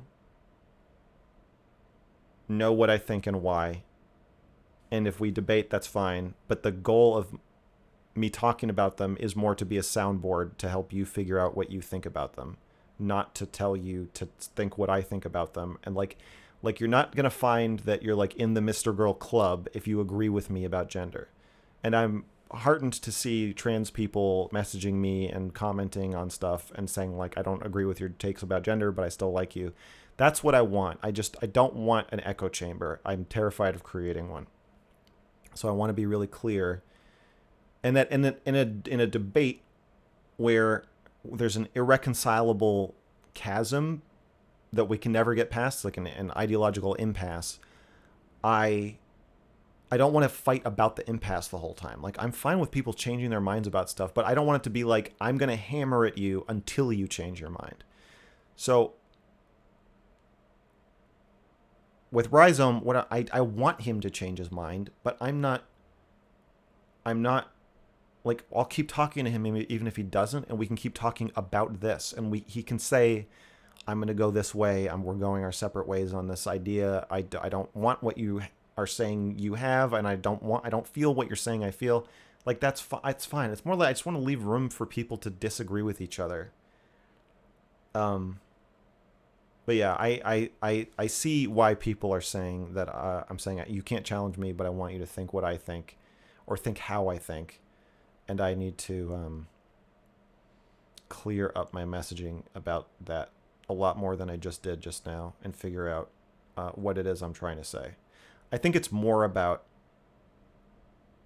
not being able to accept when we disagree. I think what I really hate is in a debate when I'm like, I just think this, and this is just how I see things. And you can say why it's wrong, but I don't want to do the thing where I have to keep answering your like counter examples and your arguments against why it's wrong over and over again. If I'm telling you I don't want to change my mind about it right now, or I don't even want to think about it, let's just take it as a given and move on. And it's just like, it's like debates about religion. So I will reframe that differently. And I think I'm also conflating my goal of my channel with my goal of conversations. Like, if Rhyzohm hears this or sees this or thinks about our conversation more later and says, you know what, I do want to express myself more. Or if people in the chat say like, hey, this makes me feel like I do want to express myself more, be more true to myself. I do like that. It's not that I don't want you to change, or I don't want my stuff to change you at all. It's more like I want it to make you more you. And as opposed to if I make a video about a specific topic, the way I'm talking about the topic as the message, I do want people to feel more free to talk, but I'm not trying to get you to agree with my stance on the message or topic itself. I don't know. I gotta iron that out. Okay. Why did I feel badly? Because I didn't want that to happen. I wanted the opposite to happen. Stardust and Rhyzohm are chatting. Ooh, hoo, hoo, hoo, hoo, hoo.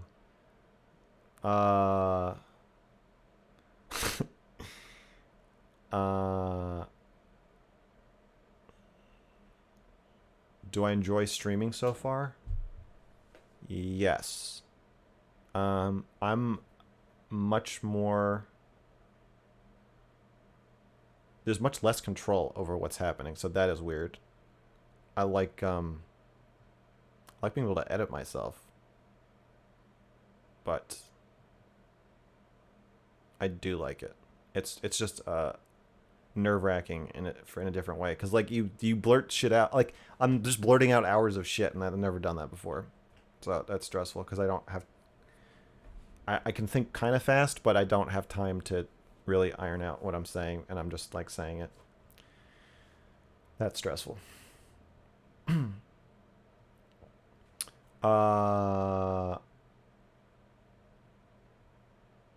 Okay.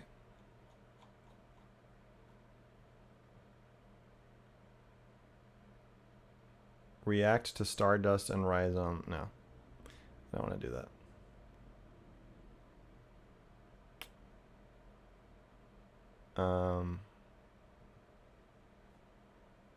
No, I'm not owning it. I just own that I'm sad about it. The interviews on my YouTube don't seem very edited. Some of them are. I try to preserve as much of the conversation as I can. Lately, they've been much less edited. I'd say if they're... Most of these conversations are like an hour to 2 hours. So if you see one that's half an hour, like, it's edited for sure.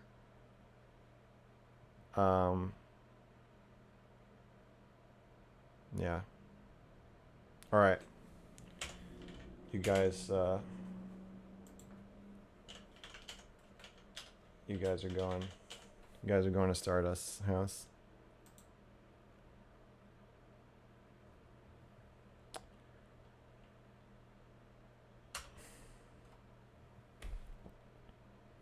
Have I talked about religion on my channel? Yeah, there's a video called You Are Going to Die. I would say that's the most religion one. All right, guys. Buckle your seatbelts.